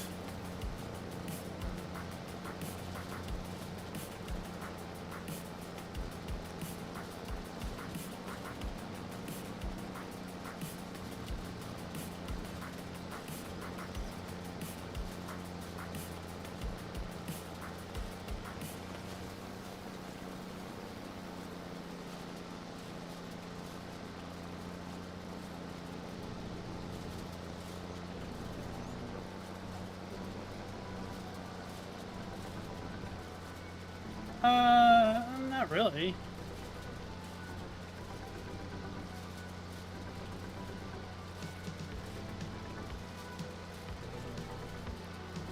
Let's see.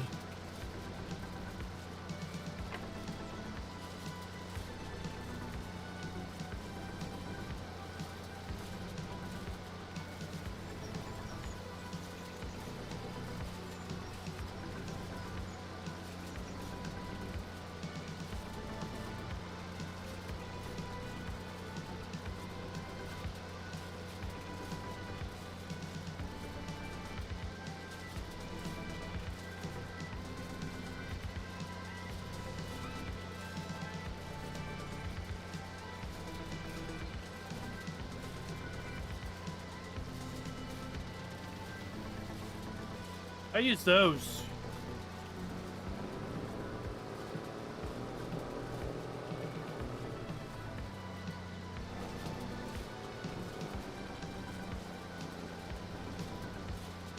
I used to use more of an over-the-ear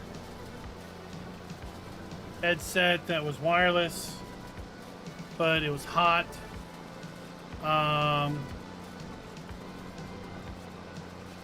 Yeah, I couldn't hear, well, I couldn't hear things outside the game so well.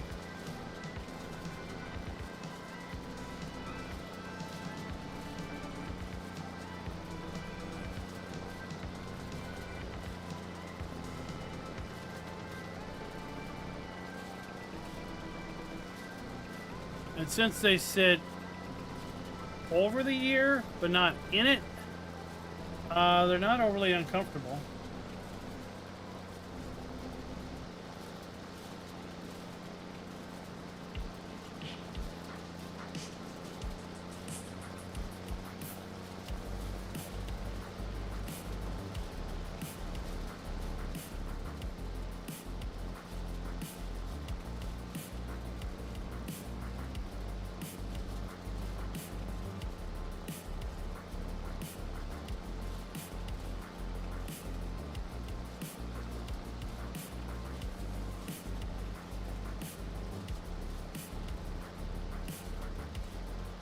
At one point I had a code,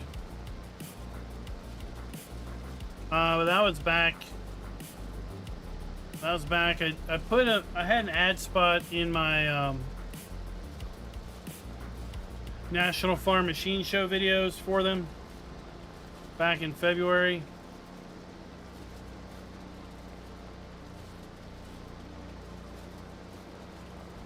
If you go dig up one of those videos, you'll probably find the code.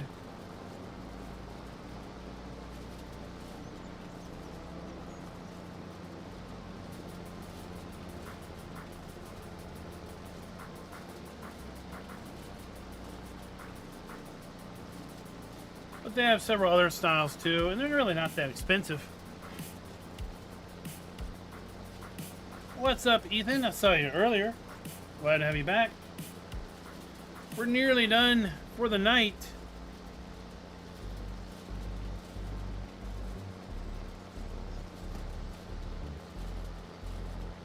We'll probably have just enough time to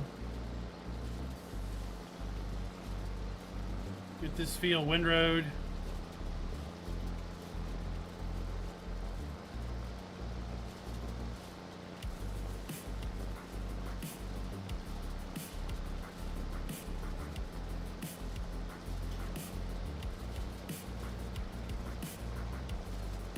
They have a newer version that's a little bit more expensive, kind of like double the price. I'm not really sure what the changes are.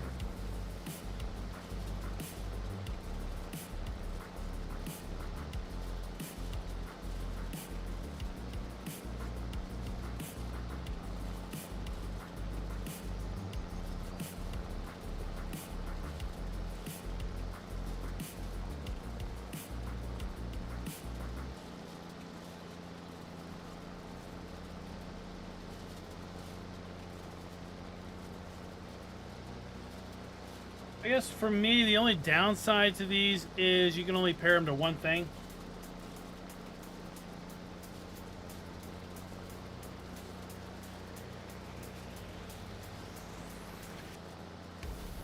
I'm not really sure how Chad's got them synced to two different things.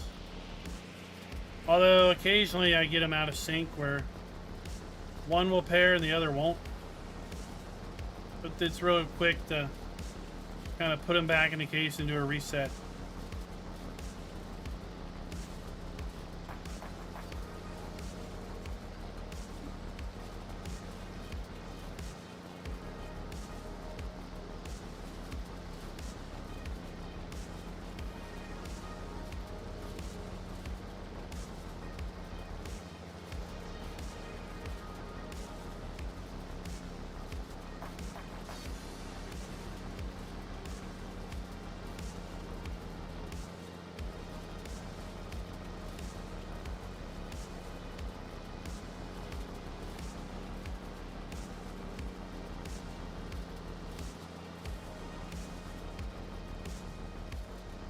The castle's already built. And it takes 3 years and 3 months, so it's not something you're going to do in 10 minutes.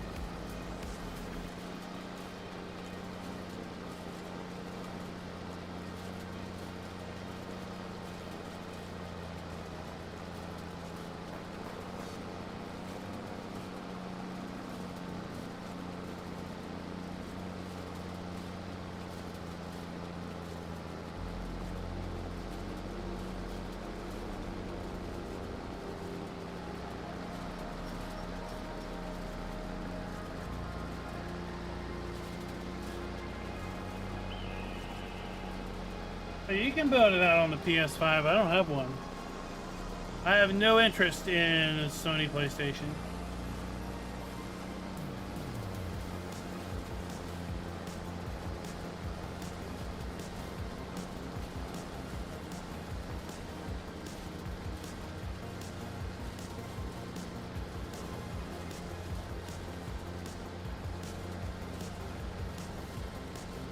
I've been trying to decide if I'm going to stream this on Friday, if I'm going to try to wrangle up some guys to do Wreckfest 2 on Friday, or if I'm going to do nothing in particular. Maybe some Project Cars stuff offline.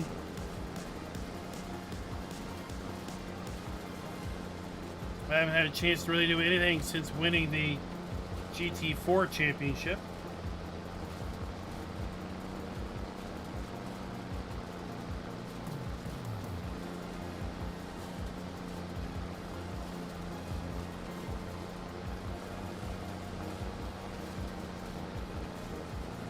Now, Doug, if you need a microphone, I wouldn't necessarily use them for a microphone.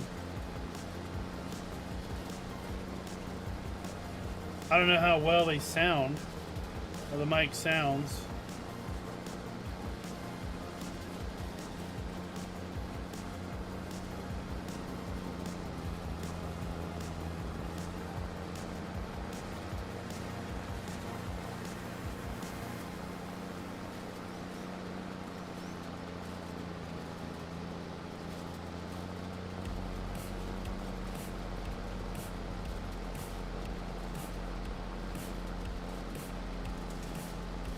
I used to have a Steel Series headset.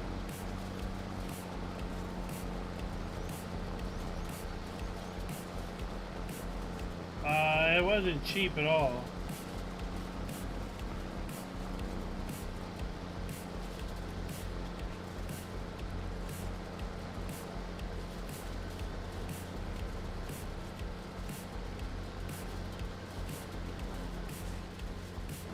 I'm trying to find the one I used to use.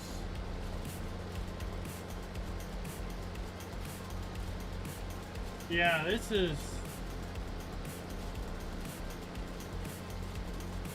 wireless. Yeah, this.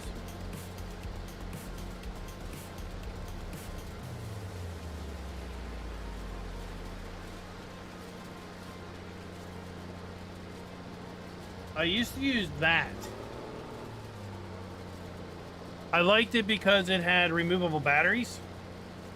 So if I was recording or streaming and I got the dreadful low battery beep, I could reach over and swap out the batteries in like 10 seconds and not really miss a beat.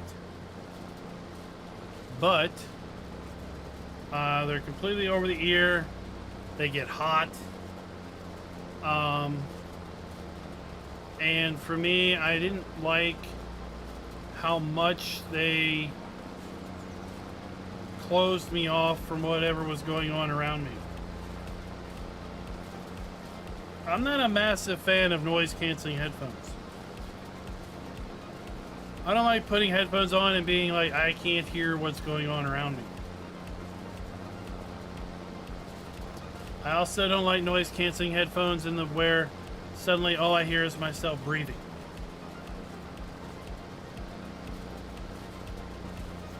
So,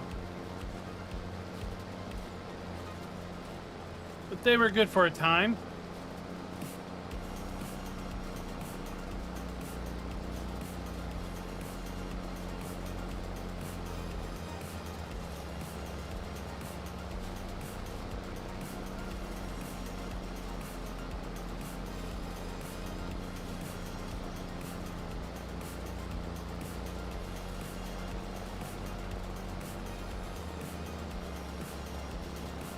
Yeah, I mean, I think these earbuds are fairly inexpensive.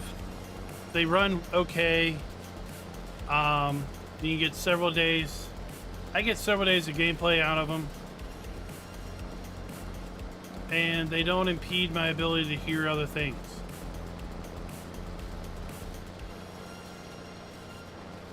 And if I wanted to, I could pair them to my phone or something else.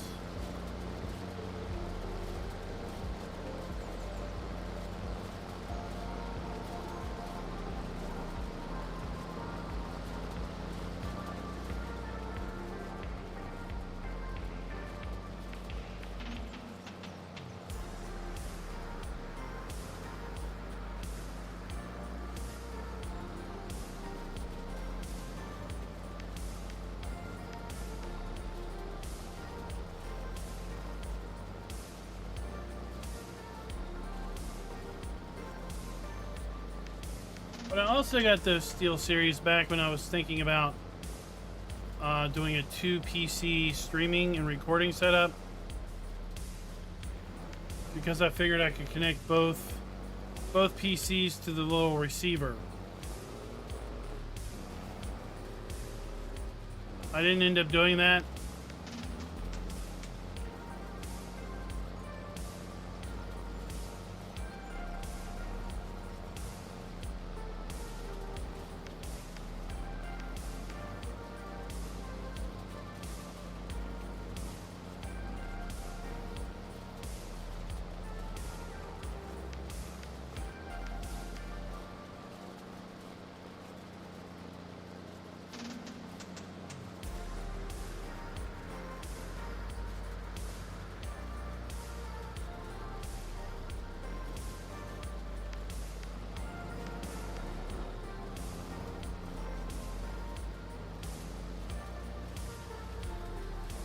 Hey, this thing has a terrible turning radius with just front steering.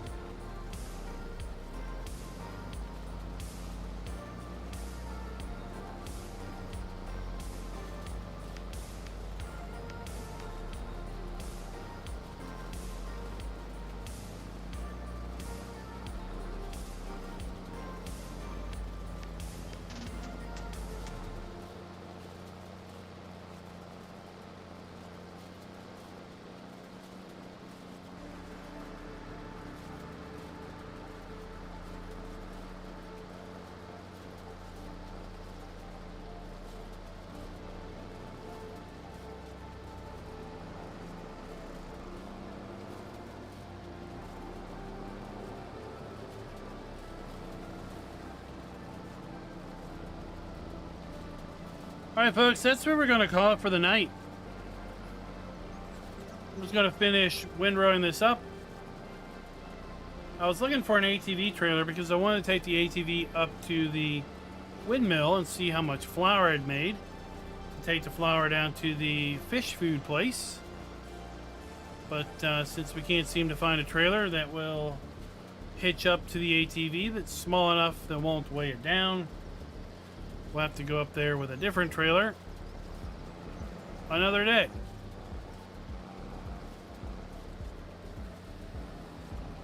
Keep an eye on the channel for any map videos that might drop depending on what happens over at the Giants Mod Hub. Be safe and, well,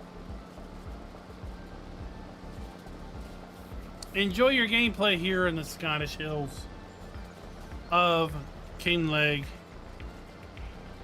Build out the castle, build out the windmill, try to find all 12 messages in a bottle. I will give you a hint though on those messages in a bottle. They tend to collect where there is water.